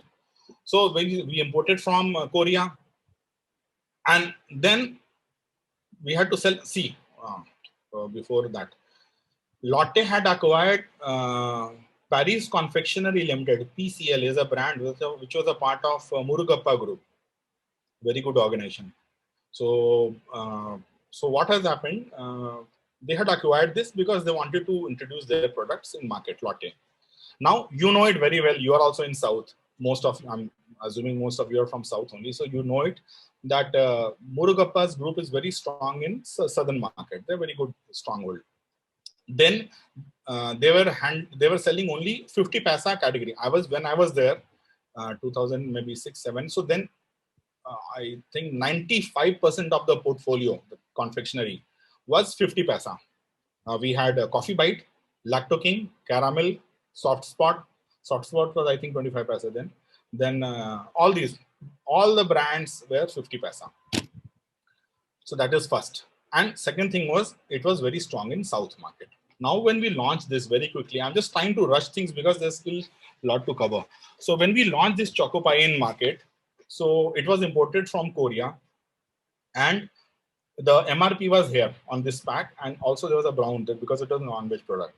So first thing, and I'm telling you, when we used to get one container from Korea, half container, just exactly half container into the sea, we are not able to even place.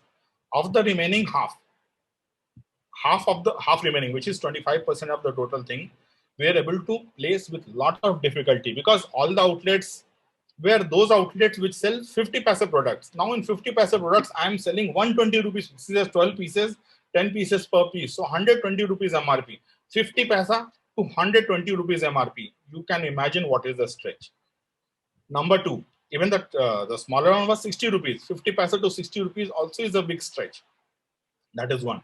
Number two, we launched in Chennai. Chennai, we know, in fact, most of the South market is a very strong veg, non-veg kind of a preference. So, so let me go step by step. So when we imported, so it has this no MRP. So the retailer said, those few retailers where we are able to place, they said, sir, we are not able to sell this 120.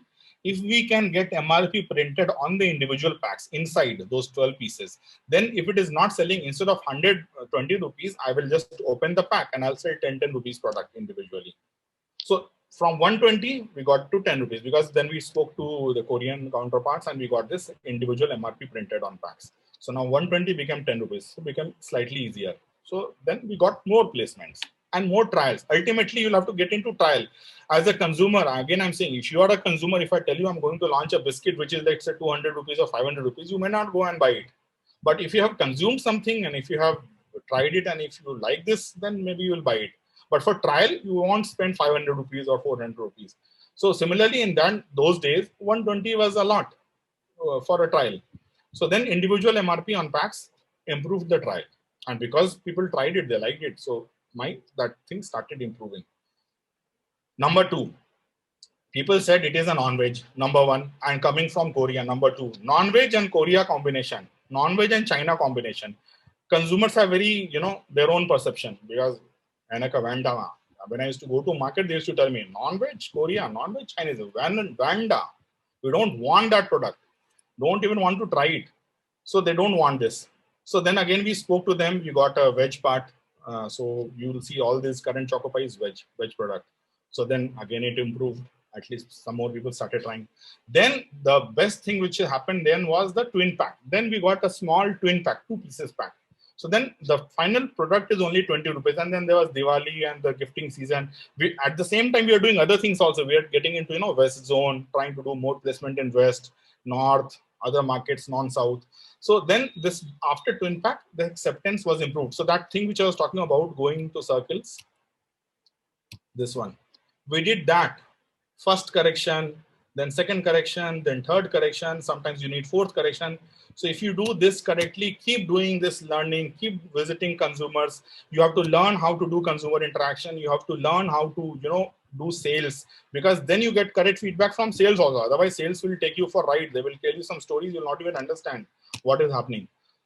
Second example for this thing was to increase the price point. So these are the problems, these are the challenges is faced by the brand managers, moving up the price point, profitability. So we have introduced this 2 rupees Lacto King, then the 2 rupees Coffee Bite bar. So making a different product. This is what we have done in 3M.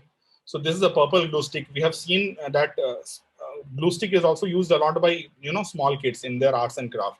But what happens in that file when they, apply glue, so white glue, they are not able to see where the glue is applied. And when they fold the notebook, when they close it like this, then the pages get stuck. And when they open it, they lose their work. And kids are very, very particular about, my ma'am will scold me for this kind of untidy work. So they're like very, very disciplined, very organized, not like at least me. So then what happened that, so this is a pain point that they don't want this kind of things to, to stick on the page. So then this is the product that we got. This is a purple glue stick. So when you apply it on a piece of paper for about 80 seconds, you'll see the purple color coming. So wherever you have applied, you can see if you're out of the line, out of the node, you'll exactly see where you have applied the glue because it will give purple. But exactly after 80 or 90 seconds, this color will disappear. It will go off. It will again become invisible. So it is why it was invisible kind of a glue. So rubs purple, dries clear. It is written here. You can see it rubs purple and dries clear. So that was an innovative product for kids. This is another very interesting project we did in Mother Dairy only for Safal. Dehydrated onions. Onion, you know that in certain few years the prices shoot up. Certain years the prices actually come down so much.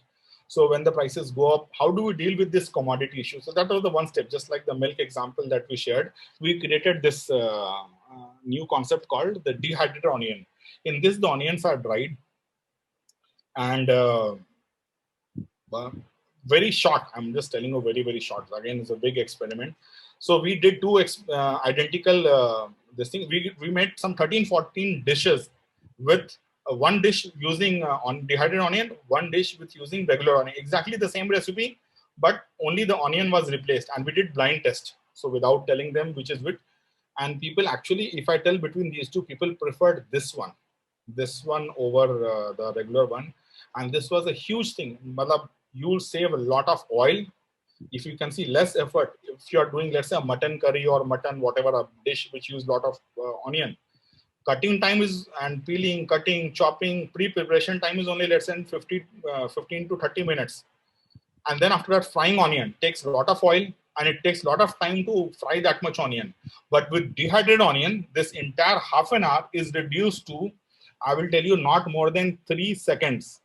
If you put it for more than 3 seconds, this thing will get burned up. So you'll have to just keep the other thing. Just put it in oil for 3 seconds and then put that next dish, whatever mutton, if you're cooking mutton or paneer or whatever is that, you put that. So that half an hour is reduced to 3 seconds. Next is the consumption of oil is also reduced because it is very little. Visually, you'll see 1 kg onion is only like 1/3. Small quantity, one few spoons. So it is it needs very less oil, so less time, less oil, no pre-preparation. So a lot of benefit with this, and it tastes better also. So this is helping both consumers and farmers. So like that, I have done so many projects, but all these things I can't explain now. You can go through this the portal akshanova.com. All the projects are given, which will, this new product is, so a portion of what I am saying today is a part of this project, which is the new product development. Then sales function is another thing there. Then media, how do we plan media? Brand health metrics. Now, we don't even know how to, check the health of the brand. For example, if you're working in an organization, like when we fall sick, we go and meet the doctor. The doctor will do some preliminary examination. They will check your BP, your height, weight, all these things, pulse rate. And then they will say, okay, I think you have this problem, and then they will try to solve the problem. A brand manager has to do a very, very similar role. You have to also check the health of the brand and solve that problem which the consumers are, facing. Don't try to solve everything, then you will be in all over the place. So how do we do that? That is this course all about. Then you get all the step by step. This is the certificate, you get course completion. I'll just skip quickly. And then there's another section, pre-launch courses. This is basically kind of, I'm going to launch these courses, roles of a brand executive in FMCG, 15 critical skills required for marketing role, how to do all these things are given. These are a pre-course, so it is heavily discounted. It is getting launched in 1.5 to 2 months. So these are the links you can see. Okay, I'll just paste this also. I think this one I have not pasted. You can see all the thing from the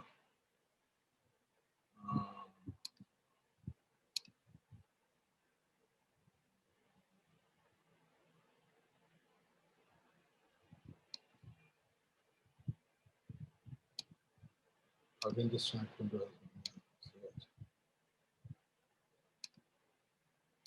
Normally I use my Yeah, these are the links I have just forwarded. You can just see it yourself there. Where is that?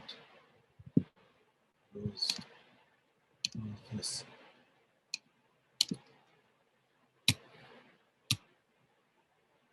Now, yeah, this is what Venkatesh sir was talking about when he spoke to me 2 days back. He said, "Just can we just share something on the interview?" So very quickly, I will share some few tips on the job interview. How do you prepare for it? I have done it with only few because this is what I do privately, few with few students, and they just got placed in these organizations: Dabur, Nestle, Tata, Grofers, Amazon. So very quickly, I'll tell you why do they hire. So let's see. First of all, think from the organization who is going to hire you. Why we are going to hire you? If I'm going to hire someone, why will I hire? The first thing is that I want to perform a task. Many times when we interview a youngster, when we talk some young people, they don't even realize this. They think, okay, I have to apply for a job, and if I'm selected, I'm going to get salary. This is what is the understanding, which is totally incorrect. We are hiring people to solve my problem. I am going to solve a problem, and in return, you will get some payment. That is the first thing approach that you have to do. Why we are hiring then the young people, not the experienced? We hire experienced. The basis, the requirement, we hire experienced and the young one also, because it is very cost effective. The basic work can be done by the young people, and they learn also in that process. So how it happens? Let's assume we are doing this campus recruitment. So we will be talking about the pre-placement talk. We'll be talking about the company goals, all these things, blah, blah, PPT. Then basis the PPT, you will be sharing the resume. The resume will be received by the HR or whatever, and then they will do the shortlisting, HR and the functional heads. So for example, if I'm going to get some people for marketing, so we both will sit, we'll do this shortlisting. Now, this is where you have to focus. This is the first step where we fail. I will tell you how I used to do. When I used to get this papers from my HR team, they will just throw a dump. Obviously, they will do their shortlisting, but how do we differentiate? Assuming if I ask 5 of you that give me, you want to work in this particular organization, you will say yes.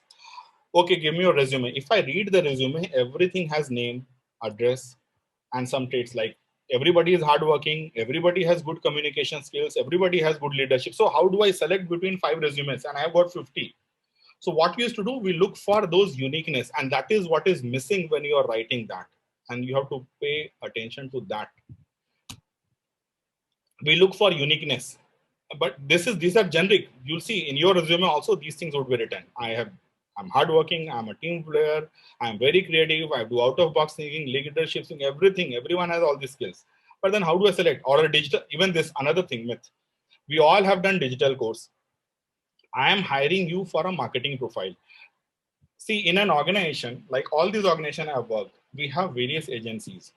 So there is a media buying agency, there is a creative agency, there is a research, there's so many agencies. So media team will do. Digital media will do. So that part, I just tell them I want so many likes, so many. We should know everything. But what is happening to my core job? Who is going to do my new product? Who is going to do my sales team interaction? Who is going to work the market? Agency will not do the market work for you. Agency will not do the new product development for you. Agency will not do this creative development for you. These things you will have to do in a marketing role. Digital media, all this the development, that thing is done outside. So now again, from this resume, how do I select? Everybody has this. So that's where you have to do the core thing. Whatever, if you are in HR, do something on HR core thing which actually the company can directly benefit. If you are in finance, do something on finance or IT, whichever is your mainstream. Do something related to that stream.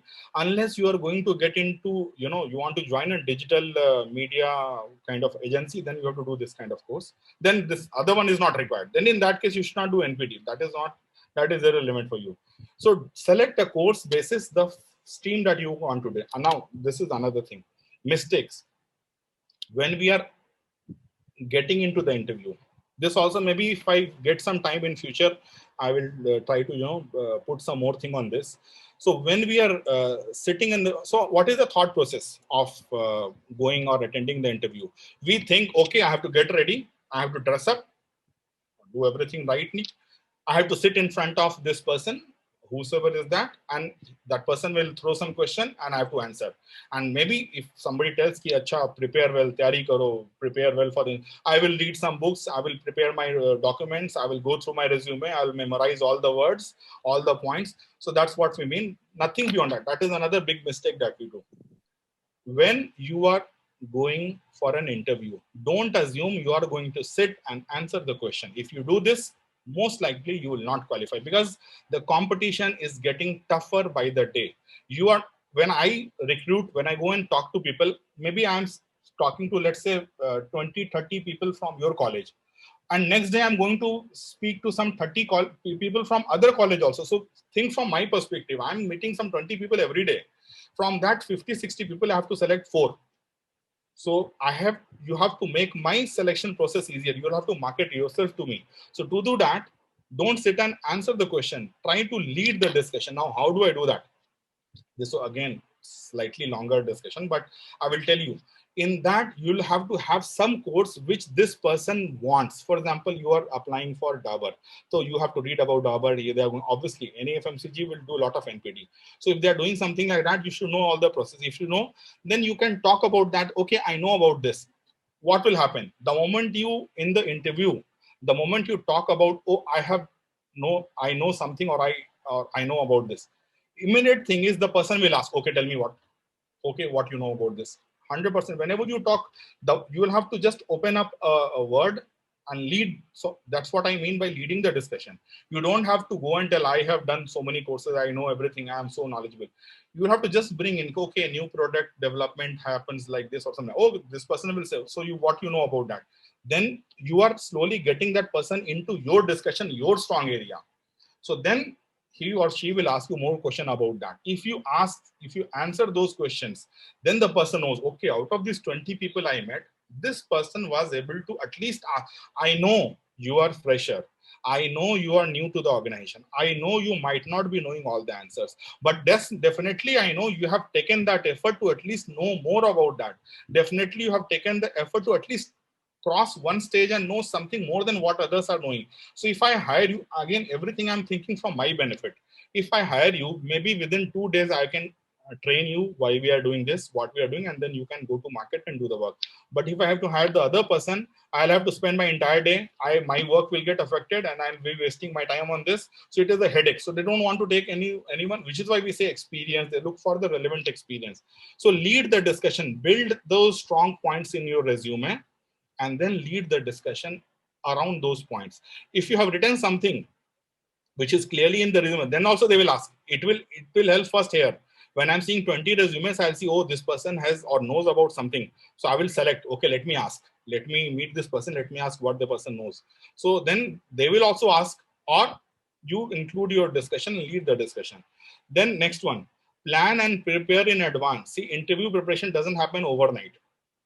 You can't say, okay, if it is happening in December, I will start working from November. In 1 month, I have to work on the communication. I have to work on the thought process. You have to be very precise. You should not talk more. Sometimes I have seen they talk a bit more than what is required. The biggest problem of talking more is you might throw one word which they will catch. And now instead of taking into your core area, you will get into something else. And the moment you get into that territory, you will lose. So you have to learn to talk exactly what is required, neither less nor more. Then you should also not just, I'm telling you random points, don't talk very bookish.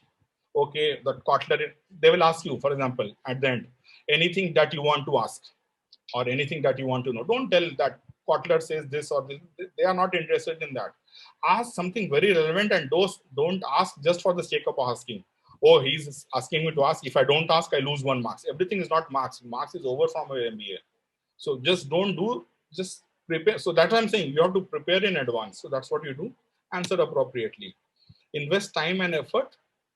Yeah, this last one is my suggestion from my work experience. From now, when you join the organization, till you have 5 years of work experience. So if you are in first year, so after you're joining, I'm saying work experience, 5 years, invest time and effort in learning new things, because that's when there are a lot of opportunities. If you get into one organization, maybe very in 2-3 months, you may get opportunity within the organization or some other organization. If you're not prepared, if you're not ready for that opportunity, you lose. I have myself lost. That is another story. When I was my initial years, I got a very good opportunity, but I was not prepared. But in my days, there was no digital also. I was only asking different people and learning from them. But still, I could have done it better. I didn't invest in myself, and then I lost. But still, I was lucky enough to got into the right concepts. I learned the things. I missed 1 or 2 opportunities, but then I picked another, and then I have, I moved up very fast. So that's what you have to do. You have to invest. So this is my suggestion. Don't waste that first 5 years, because the moment you get a job, you start thinking, oh, now I'm getting so much salary. Let me compare my salary with my friend within the institute, some other institute. And now I have got my salary. I will buy this device, that thing. I will buy. I'll go for that. Don't do that. That's my suggestion. That is up to you. Because if you don't invest time and effort in learning things in this 5 years, then actually when you go up, because up, if the moment you go up, you will be groomed into the leadership role. You will be dealing with people. You will be dealing with so many people.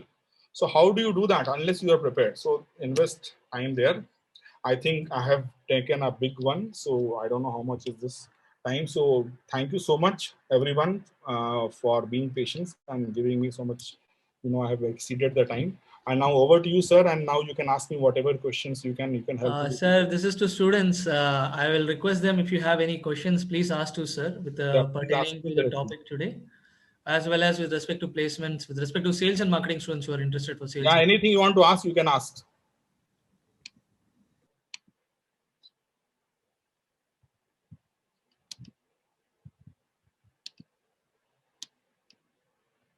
And please do give me the feedback on how the session was, because see, another thing is, there are many people who can do the task. They are good in doing things, but they're not good in explaining things.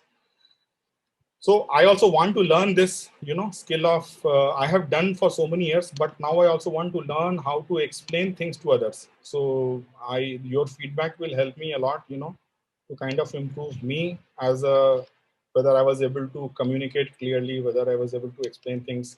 So over to you all, ask whatever you want to ask.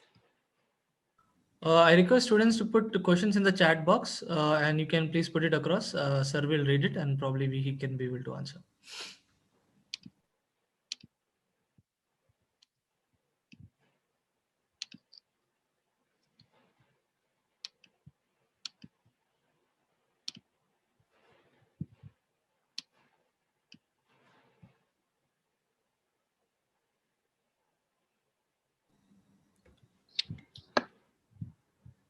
What is FEMA and what is SOD applied in FMCG? So what exactly do you mean? Why don't you unmute and ask?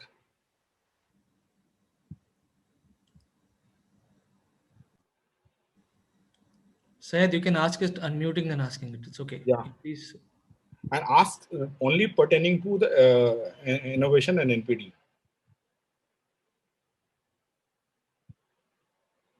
Unmute, please unmute and ask.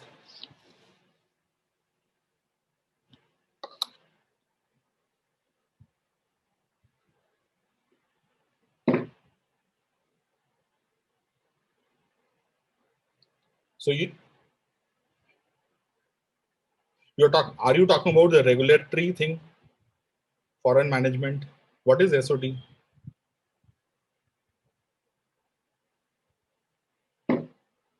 Can you type what is SOD?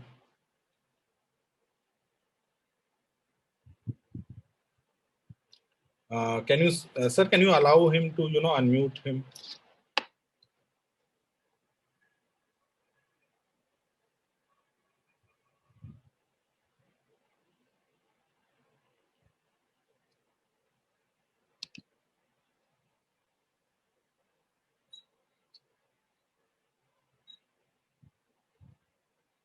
Can you unmute him, please? Syed, you can unmute yourself. No, he's saying that he's not able to unmute. Oh. Anybody able to unmute? Just want to check. Yes, sir. We can. I think he's having some issue from his mic. What do you mean by severity occurrence? Is it the manufacturing process you are talking about? What is it that you're talking about? Why don't you unmute? Or in the Hello. meantime, Sir, I'm yeah, audible? yeah, audible. Yes, sir. I just wanted to know how FMEA process is applied in FMCG sector. Like it is But completely related to manufacturing. so I'm not the manufacturing side. That's what I'm saying. That's what I was saying. You are talking about the Okay. manufacturing process. So manufacturing process is a part of this thing. I'm not into manufacturing at all. I don't know how to, the line is managed. I don't know how those various processes within the. I am only relating. I'm talking to the NPD process, new product development process. If you're talking about the manufacturing, I have no idea. I've never worked in that field. Your Okay, questions so should be actually, pertaining to innovation, probably yes, new sir. product innovation and areas like that. New product development. So what? In NPD itself, FMEA comes, right? No. See, when we are talking about NPD, there are different departments doing different role. For example, if you ask me how the recipe is done, a recipe is part of NPD. Okay, but recipe is done by, what is recipe in food, or there's a BOM. Now, if you talk about the short words, Bill of material. yeah, bill of material. So bill of material is done by your the R&D. So R&D, or by the, if it is a non-food item, so it is also done by the vendor, the manufacturer, the manufacturing team. Now, this everything is a part of NBD process. I am talking of, and everything is a part of the innovation process. When I was talking about those 7 gates that we do in innovation, so the first gate is idea and the pre-idea thing. That is done solely by marketing and to an extent with R&D team. So marketing and R&D, they do it. But the moment they get into this final product concepts readiness, thereafter, there's a packaging team who works on the bursting strength. If you now talk about some technical things, for example, they will work on the bursting strength. They will work on so many things. So that is a definite functional role, and everything put together is, the NPD process. I have been talking about only from the marketing. So we'll not do this. So, for example, I'll tell you how we used to when we are manufacturing, let's say a biscuit or even this the candies. So we'll tell the concepts, we'll tell the idea, the initial part will be done with R&D, we'll travel to the market, then we'll finalize the prototype. So then, for example, a biscuit, if you're working on biscuit, they will do the biscuit in the current mold. So the mold and all, so that again, what kind of mold, how the mold will be done, it is a part of NPD, but it is not done by me. They will do any mold, and then they will manufacture that particular biscuit. So we'll give the feedback. Our feedback will be in the consumer terms, like this has more sugar, it is less crunchy, or things like that. Again, you are asking NPD, if you talk about technical terms from other perspective, they will be talking in baking terms. What is the baking heat, the heat thing, what is the other, so they'll be talking on those terms. So similarly, everyone starts working, every department starts working, even the manufacturing one will talk about the line, all the process. So I am not talking from that perspective. I'm talking only from the R&D perspective. Sorry, only from the marketing perspective. Or Okay, sir. Got innovation. it. Sorry? Yes, sir. Yes, sir. Understood. Yeah. So I'll tell you, in NPD, for example, even contribution happens. You'll have to get the contribution right. So the contribution is your financial data, which goes into how much margin you'll make. That in turn depends on what is the BOM that you rightly said, bill of material. So that bill of material ka input will come from different things. Packaging will give packaging detail, R&D will give the R&D detail, everything will mix together, and then you will get the BOM. But now this is not a part that you will be doing as a marketing person. You will be doing that part, finance will do this part for you, and they'll tell you, now with this thing, the contribution is coming so much. So that's what I'm trying to tell you. I have been doing only this part. So there's a marketing side. The next one is, so does that answer your question? I'm sorry, it doesn't answer, but because I don't know on that manufacturing Yes, side. sir. I understand, sir. Actually, I was a part of NPD process when I was working at one of the automotive manufacturing company at Mysore. So I just wanted to know about these process in the FMCG. They are applied, but how it is, they are applied for sure. But as I said, now this is from the marketing side. If you talk to the manufacturing side, they will not be talking about how to generate idea, how to do the concept, how to do these things. So they will not be doing all that. They will do their part, and all the parts will be merging together in these steps, and then you form the NPD process. So thank you. And the next question is how innovation needs to be completely different or value addition to some existing product, which is better. Our innovation needs to be completely different or value addition to some existing product. Okay, you are saying basically, should we introduce something new to the world or something which exists and which is better? Is that the question? Kirtiraj, is that the question, whether it should be a new to the product or should we take the current one and yeah, okay. So the answer is, yeah, so the answer is innovation. When you are doing innovation, the starting point is not this. Okay, let me manufacture something wow which nobody has seen. Let me manufacture a car which has 20 tires, something new. Nobody has seen a car with 20. We don't start with that. I said the first slide, start with the consumer pain point or the consumer needs. If in the current format itself, now let's go back, let's say 10 years back, maybe 10, 15 years back, we still had mobile phones. We had mobile phones, the battery was different, the performance was different. We had mobile phone. It was not new to the world. But when Apple came, or the neo technology, even Samsung, when later on they came with new technology, wider screen, this, that, all that, better graphics, the phone was not new to the world. When iPhone was launched, phone was not new to the world. In fact, they came later on. But their phone was a better innovation to the existing product.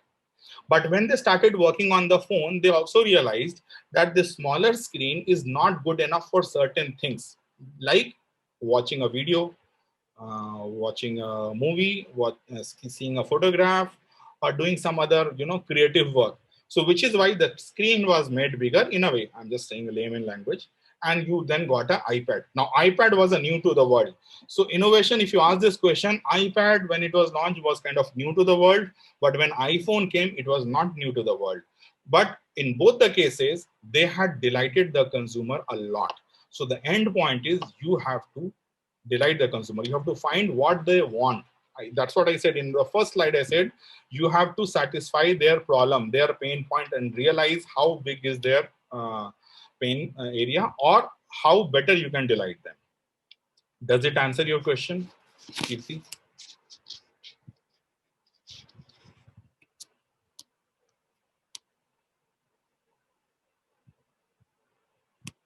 Thank you so much. Thank you. Any other question?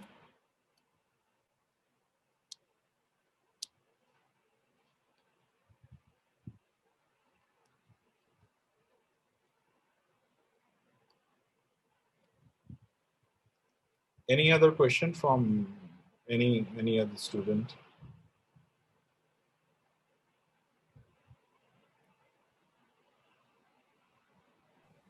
Students, do you have any other question? You can unmute yourself and ask. Yeah, please unmute. That is better, in fact.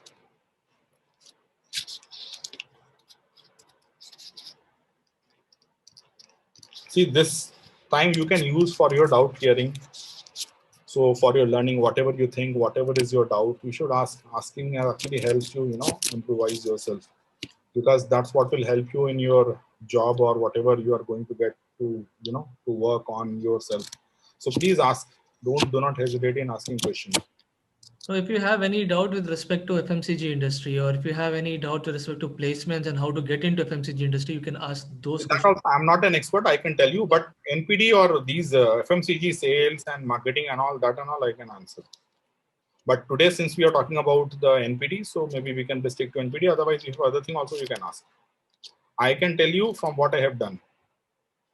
But if you ask me financial or other department, I am not the best person to answer that, or HR related things.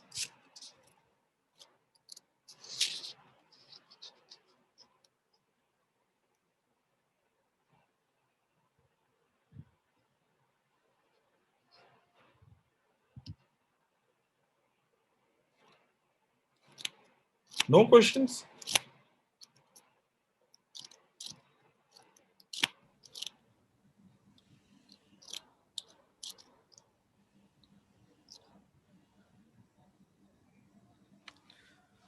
Sir, I don't have any basically a question kind of thing. Basically, I'm also taking care of placements over here in the college. What I keep experiencing every year Yeah. is most of the students, what slides you touched on in the last part, that is a bonus slides, which we call it as to be. Over there, which I have seen, this is what actually today is the mentality of most of the students. They look forward towards salary and they look forward towards packages and trying to get a job in the market. So, would you like to just elaborate on that part a little bit to the students? Because there is where when they come to third semester, they just basically run behind the what you can say probably the salary part of it. What will be the FMCG expected salary, sir, if they start off with?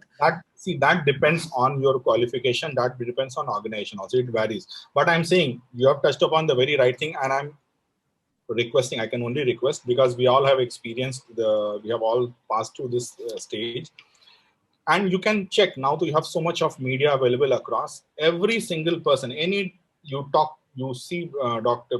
D. Shiv Kumar, you see any other industry leaders, you talk to them, you listen to what they're saying. Every single person will say, invest your first 5 years. That's what I have said. I have experienced, but those are not my words. Those are the words of all the other industry leaders. Invest those 5 years in learning and growth, because assuming you get into, that is just by chance you get into some company which is offering you very high salary initially. Why they and the company is small and the learning scope is very less. You will or you will find many examples, or if you are talking to your seniors also, you can find them, that they soon quit that company. They don't stay there for even 1 year. They feel, I'm not able to perform the work, the culture is not good, the profile is this, whatever there's a reason, and they don't work, they're not able to work. Even if they're able to work, after 2-3 years, you talk to many of your seniors, they will tell you that I don't know what I have learned, what am I doing here. First of all, you have spent 3 years there. After 3 years, when you try, look out for a job in any other organization. As I said, when I'm hiring somebody for my company, I want people to do my task. But if you don't know that task, why will I hire you? I am not going to hire somebody, to kind of train. They say very clearly, it's not a coaching area. Here you have to perform. And as you go up, they will tell you this very clearly. So I'm telling you an example. For example, and first I'll give you my example only. When I was working in 3M, it's a beautiful company and brilliant company. And one day what happened, I was talking to people, and then I realized that there's something called BHM. Actually, this BHM thing happened from there only, this module which I have created. I was not aware that point of time, it was not so much of media was not available. I was not aware what to do, how to do. So like I was like, oh, I have learned NPD. NPD is very good there. NPD process, they have black belts there. So NPD is good there. But what about the core marketing things? So I don't know how to do this.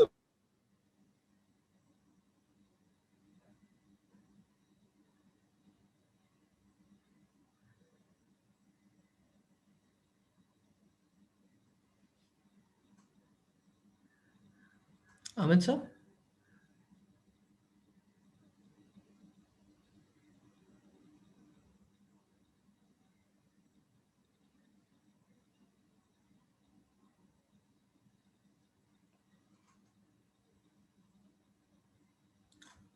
Students, are you feeling the same? The screen is freeze of sir?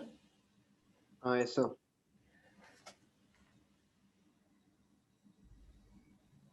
Sir, I think he left. Sir. I'll just talk to sir once.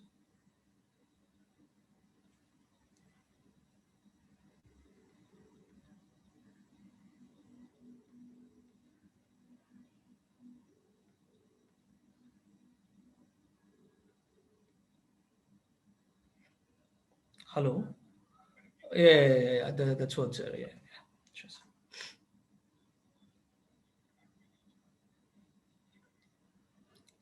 Okay, sir.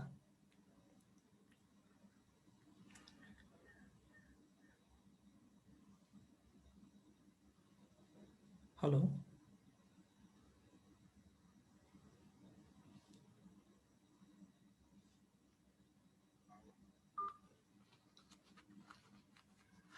Students, please wait for 1 or 2 minutes. He has lost network connectivity. Probably he'll be joining in 1 or 2 minutes.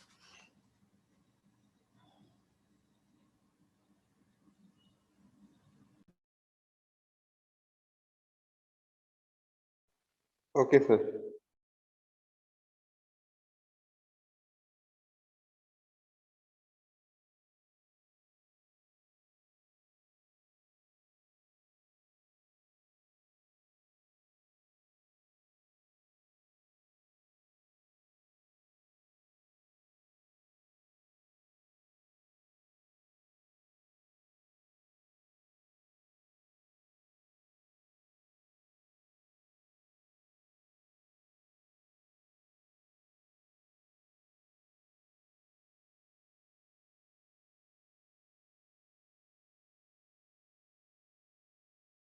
Got a call from. So, hello, can you hear me? Recording, I resumed recording, sir. Yeah. Yeah. Okay.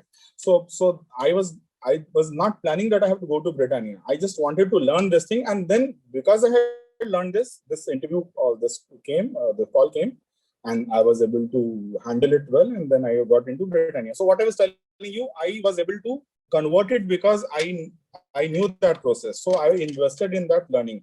But just before this, before getting 3M, I had launched Shopify. That is a success story.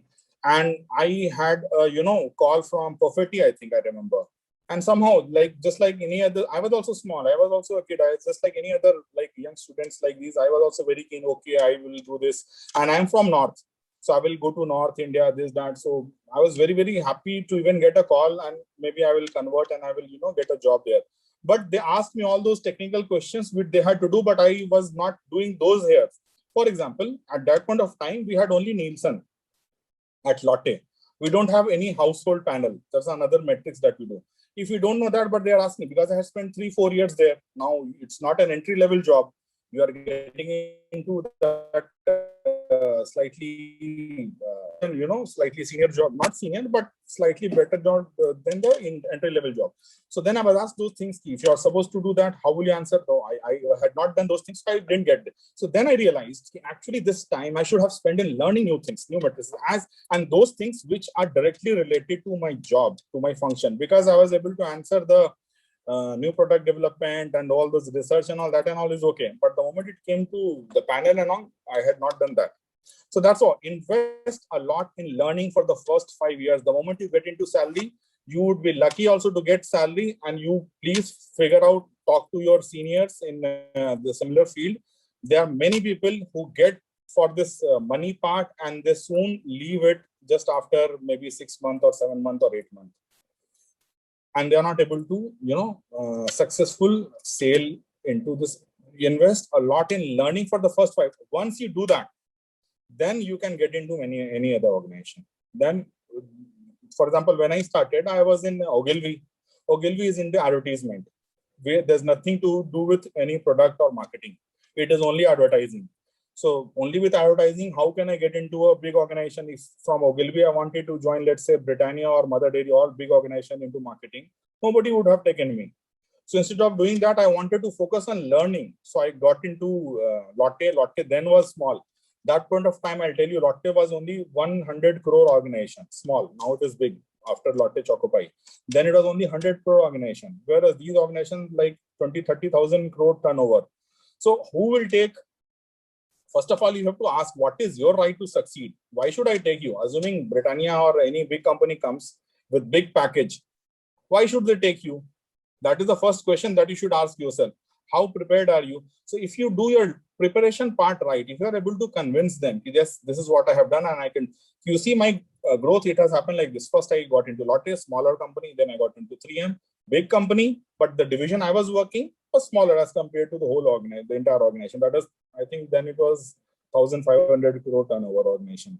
And then Mother Dairy is more than 10,000. So big, as you keep going up, Britannia, Mother Dairy, CavinKare, all high turnover organizations. So invest a lot in learning. That is the key. If you don't do it, you might not get an easy ride later on. It will be difficult.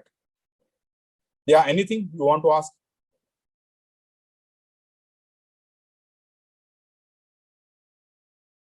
Any other question?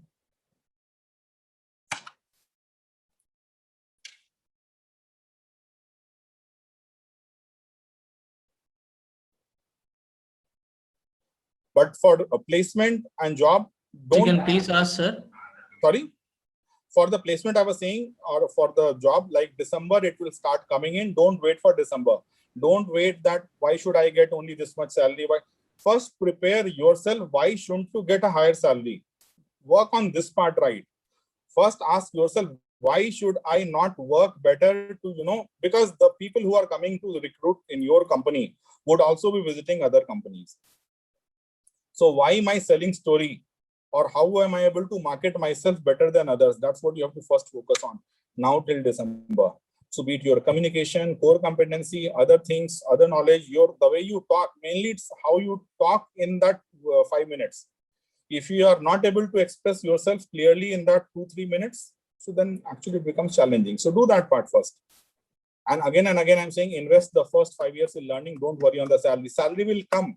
When I joined, my first salary was very less. I can't even tell you what my salary was. It was very, very less. But within 2-3 years, it may happen. And not only me, I have seen many people, it will go multiple times, not even double. For example, if you start with, I don't know what is the current starting, assuming you start with, let's say 5 lakhs or 10 lakhs. So it may easily become 20, very short, but very soon. Just think from a recruiter's perspective. Now, I have to do 5 things. And this boy or this girl who is there with me, this person is able to do my job. So let me pay 20 lakhs also, but the 20 lakh will give me a revenue of 1 crore. So why will I not invest in that person who can give me higher return? I will think only from my perspective. But if that 10 lakh person is not able to get even 5 rupees in the organization, I'm not saying in terms of rupees, in terms of getting the positive consumer perception, positive, if you're in sales, the sales thing, if you're not able to contribute to the organization, why should they give even 5 lakh rupees? So they don't. They are very, very ruthless in that. So again and again, I'm saying, if you want to become successful in life, please write it down in your diary or notebook, and you can give me this feedback after 5 years, because I have myself experience. But again and again, I'm saying, it is not my feedback. You do a Google search immediately after this conference. You check the feedback of Dr. Shiv Kumar or any other industry leader, Indra Nui. You will get the same feedback from every single person, that invest the 5 years in learning. And the moment you learn, you will fly like a rocket. It's not that you will go slowly, you will go very fast. And that is the time when you need more money. See, initially you are alone. You don't have to take care of so many things. So you have to just take care of yourself. And within my team, I had one person in team that I told you that people have got into different this thing. So this guy which I was talking about, he was getting very less salary. Now he's got into Dabur, which is what I had put in placement thing. So he has invested a lot in learning. Whatever that company does, he does it properly. Whatever the company doesn't do, he tried to do some kind of coaching outside training. And he was in my training also, which is why I know this person. So he did that. He invested, and when he got into 2 interviews. One was in Imami and one was in Dabur. So he selected one of. So there are people who are getting multiple offers, and then there are people who are struggling for even one offer. So it depends on your own preparation and how much time you have. And his salary got doubled. He is already working. He's not a fresher. He was working. He joined this course, and his salary got doubled. So he's very happy, and he's still single. So he's like that before getting married, he's able to bring his salary to a very, very good, decent level. So that's what.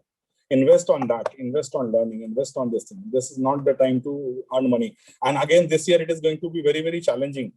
If this time, if the preparation is not right, I'm sure you would have talk to other guys, because I get so many calls from good organizations. Sorry, from good, when I'm saying good, it's not that something is good or bad. Because I have also worked with top 5 MBA trainees, top 5 MBA managers. I was under impression, if you hire people from very good, reputed institutes, they are very good. So it's not like that. The people from the unranked MBA institutes also perform equally good as the other MBA this thing. But yes, because it is a selection process, it is a filtration process. As I said, all the resumes look alike, so I have to look for some differentiation. So I like, okay, this institute is higher than the other one, so maybe I'll select this, because I have no other way to differentiate. But if I have a way to differentiate, I'll choose that thing, that method over this. So when you are working, so this year I'm getting so many calls that even for summer placements, people are not able to, get a proper summer placement. Even for summers, they are just getting some job where they are, kind of doing some jobs. So at least they get a certificate. They are only working for a certificate. They're not able to get a proper summer's placement. So summers is difficult, then think about the placement. If it is getting even tough. So that is why I'm saying nothing to worry. It's not that I'm trying to say that it is a time to get worried. The more you get worried, more problem will happen. So don't get worried. Nothing to get worried on. Only thing is we should know. For example, if there is COVID, doesn't mean COVID means we have to worry. COVID means we have to take precautions. You have to take those measures which are given by the competent authorities. You have to follow those guidelines. If you follow those guidelines, there's nothing to worry. So we have a problem, we have a situation, and we have to overcome that. So now you can ask me why the companies are, why this stress is there, why there is so much of stress going on regarding this. The reason is we know that there was a lockdown. The lockdown was there. So consumer, you have consumed less products. You might not have gone to restaurant. You might not have watched a movie in theater. You might not have done so many things which you are used to do. So the money has not rotated. So other companies are also making loss. So because they are making loss, they also want to kind of consolidate. They want to recover the part. They want so, which is why they are also trying to, obviously, when there is a resource crunch, everyone tries to manage with minimum. So that's the only thing. But now that things are opening up, now that things are improving, it will improve. But whether it is improving or not improving, it doesn't matter, because there will be plenty of jobs for you people. For you, there's nothing to get worried.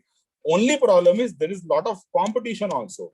As I said, if I'm going to meet your college, I'm going to meet other colleges also. So if I find something interesting, I take. If I don't find something interesting, I don't take. And that's where you have to make the difference. Not only now, even for the next 5 years when you start working. I think I said this some 5-10 times because it is very important. And you will realize it when you also, see, I have got 20 years plus experience. So I have myself passed through this. I have seen my friends pass through this journey. I have seen my colleagues go through this journey. I have seen other people also go through the same journey. So which is I'm saying, and forget me and my this thing. You do a Google search, you will get all the industry leaders will talk about the same thing. So focus on December. Plan well, prepare for it.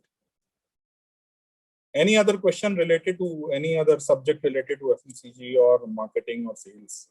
And yeah, think from that perspective what you are going to join. If you are in HR, just think what, because I'm not from HR, so I don't know, but think what are the key tasks that they do. And try to develop or improve your competencies, because there are skills. See, you might not be seeing on the other side of the interview. This side, we have a checklist. We have a checklist of people. We keep ticking and crossing. You might not even know. So we'll be doing something. We'll say, okay, this guy has this thing, yes, no, tick and cross. So we do that. And this is done for all the function. If you are in finance, you are in manufacturing or R&D, whatever is your this thing, you will be asked to do that some job. How much you know about that job in practical aspect.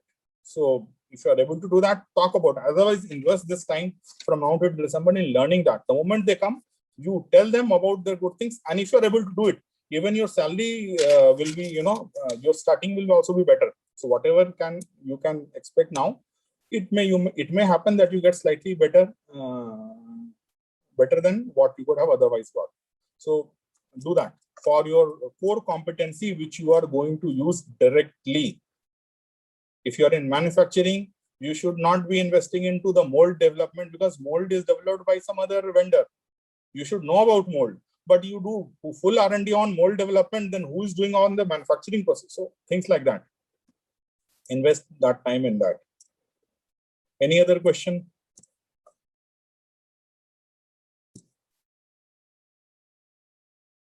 So in marketing side, most likely people are sent to sales.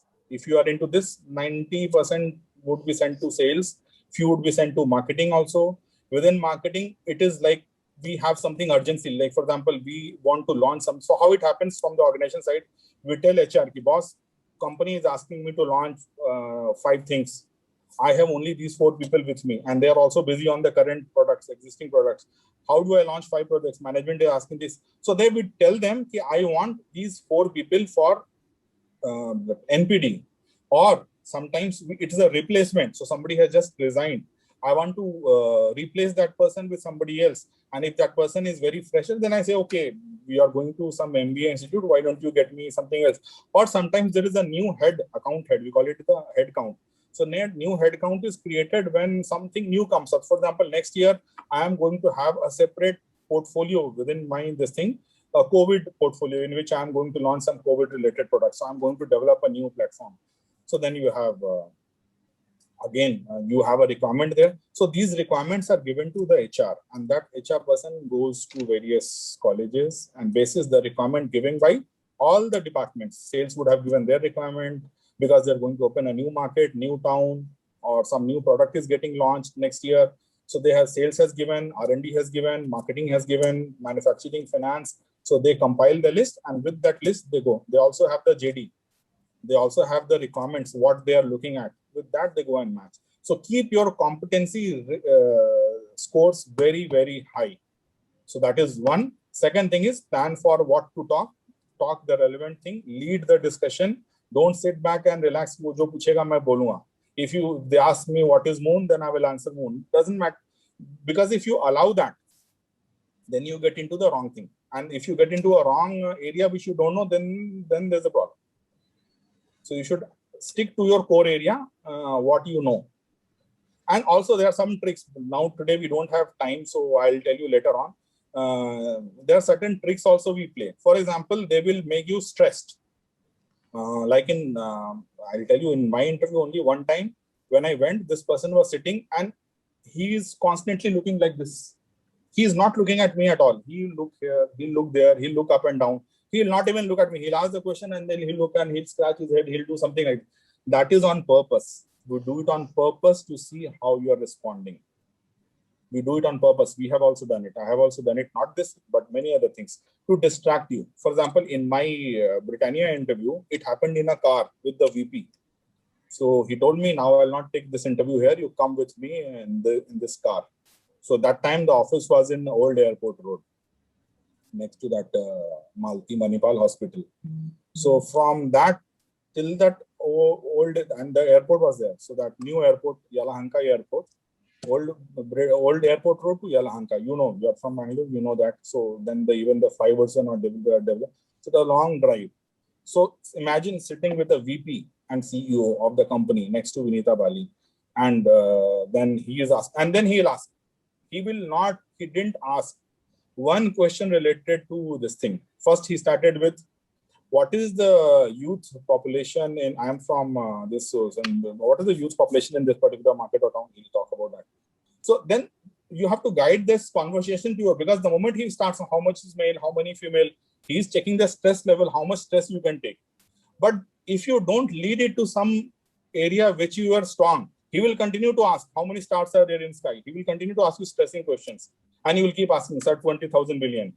So how did you count? So you'll keep answering that. He'll keep getting you deep into that. Then he'll say, no, he is not able to take himself out. So the point is, are you able to take yourself out without any argument from a tough situation? If you are able to take yourself out, then you can do it in the company also, because all these companies have very rigorous sales, marketing, and these functions. You'll interact a lot. You'll have to argue a lot with data. You'll have to with logic. So unless you are expert in all these things, you will not. But that is not written in the resume, because the moment I check resume, all the resume says they are hardworking, they are leadership skills, they are creative, out of the box. Every resume says that. But how, as a recruiter, how do I decide that? So these are the small tricks that they do, but you should know why they are doing it. And also over talking, over saying, over achievement, over commitment. So you have to learn how to balance it out and make it relevant, make it short, and market yourself well. But this will come from the preparation. If you have prepared well, your communication, your ability to convey your point, your core competencies, your core skills, then, in Britannia only, I'll tell you one more thing. I was asked to make, because if you see my profile, I was working in 3M, and I joined from there. I joined Britannia. So That point of time, I was in 3M. And I was going to join, but not even going. The interview was happening for Britannia. So they asked me a question. I'm giving you a product. This was the real question which was given to me. I'm going to give a product from Britannia to you. And that product was, that point of time, Choco Decker. That was a new product that is not there now.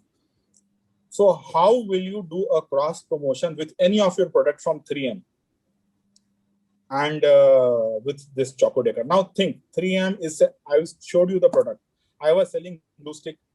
I was selling tapes, Scotch Magic tapes, some adhesive, the BOPP tape, the carton packing tape. Those things I was doing that. And this Choco is a biscuit. So that the assignment was, you have to do a consumer promo and you have to convince me why that promo is good for this brand. So it is just like saying if something is if like you are working on which brand I should take, like the brand in Bangalore, let's say anything, let's take, if you have to sell a tire brand to let's say a bakery, a cake, how do you mix tire and cake? It's like very, very unrelated.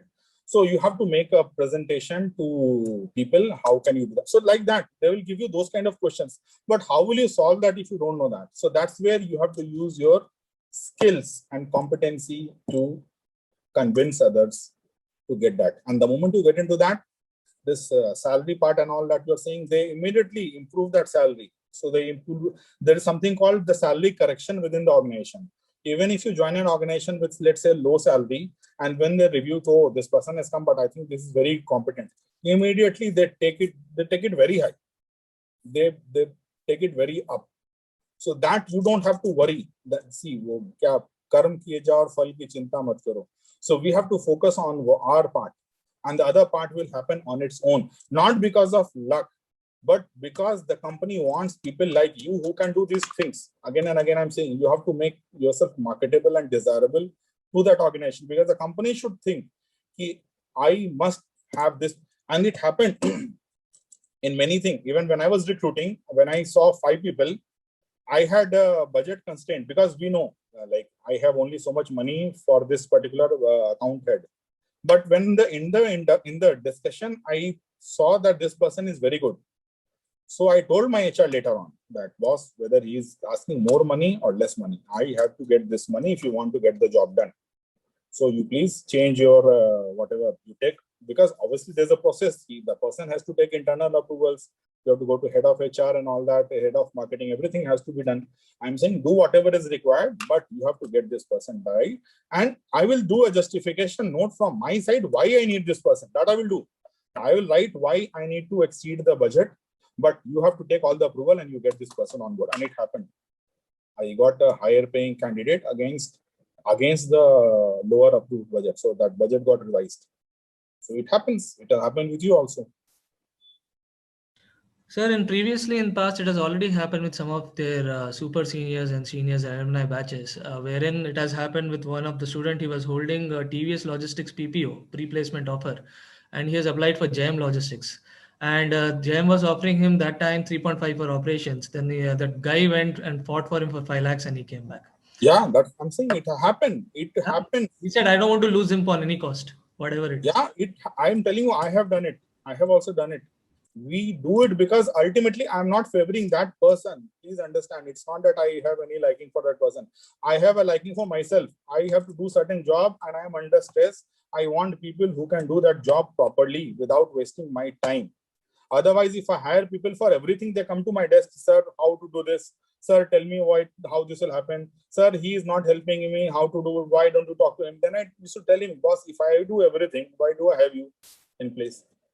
So we need people who can solve a problem.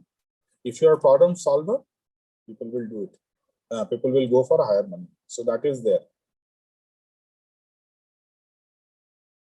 Any questions, students, you have? You can post it to Amit, sir. No, I don't have this visibility. I will have to read it out because on this device, I don't know. Yeah. You can just directly talk across your questions. Unmute yourself and put questions. Hopefully, I think so, sir. Students, I believe they have not responding Very to long. questions. Yeah, Very. it's okay, sir. But your inputs were very great, sir. In this case, I request Vaibhav Uratkar to propose the votes of thanks for the today's event. Vaibhav. Good afternoon, sir. Good afternoon, everyone. I Okay. am Vaibhav. It's my great pleasure to deliver a vote of thanks for this knowledgeable event on behalf of everyone. I would like to express our sincere thanks to Amit Kumar, sir, who took out his great time and to give us this informative session, which was very helpful to know about the NPD and renovation, how to prepare for an interview, and something about pricing strategy and all. And also, I would like to thanks Dr. Venkatesh sir for giving us opportunity to conduct such a valuable session. I would like to thanks Professor Ravichandra Reddy for his extended support for this event. I would also like to thank all participants who were keenly listening to the session, and it would have been nothing without your active participation. Last but not least, I would like to thank Professor Rohin sir and all the corporate club relation members for making this event successful. Thank you once again, sir. Thank you, everyone. Thank you, Vaibhav, for the nice. Sir, I'll request all the students to once open their video so that we can have one screenshot of today. Yeah, and later on, whenever you can share some feedback, I would be happy to receive your feedback from you. Feedback form I'll circulate, sir, to the students, and probably it will be shared with you by the Venkatesh sir. Yeah. Students, you can open your cameras if comfortable. I know some of you are not comfortable because of work from home. Yeah. Request social media club students to kindly take snaps. Taking, sir. Yeah.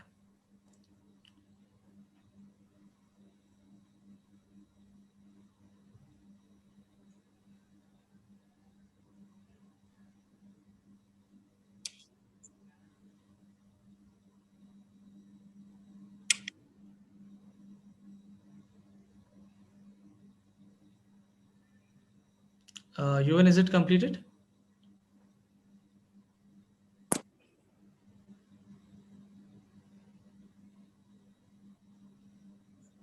Yes, sir. Thank you, sir. Thank you, Amit sir, for your valuable time and giving such a precious time for the students. Basically, I can understand right now they're into a lot of dilemma, which I'm seeing with respect to their three specializations, which is marketing, HR, and finance, the major specializations. I think so. Once they probably come to the edge of the end of the semester or second semester, probably they'll be in a right space to talk about what they want, because currently they're still deciding on which semester, which specialization they want to go with the semester, and probably we will probably try to fulfill with the marketing students also one special what do you say, can talk with the students with respect to different industries, and especially with FMCG sector for sure. Thank you, sir. Thank you for your time. Yeah. Thank you, sir. Thank you, everyone. Thank you, Dr. Venkatesh. In fact, I appreciate this thing because he's taking so much effort and so much pain, in getting this thing together, talking to people, and even giving that idea. This interview thing was not, see, I'm a marketing person. So I mostly do this marketing thing. And whenever I have spoken, whether it is IMT Ghaziabad, Vellore, wherever I've spoken only marketing related thing. But yes, I have been a part of this interview process a lot.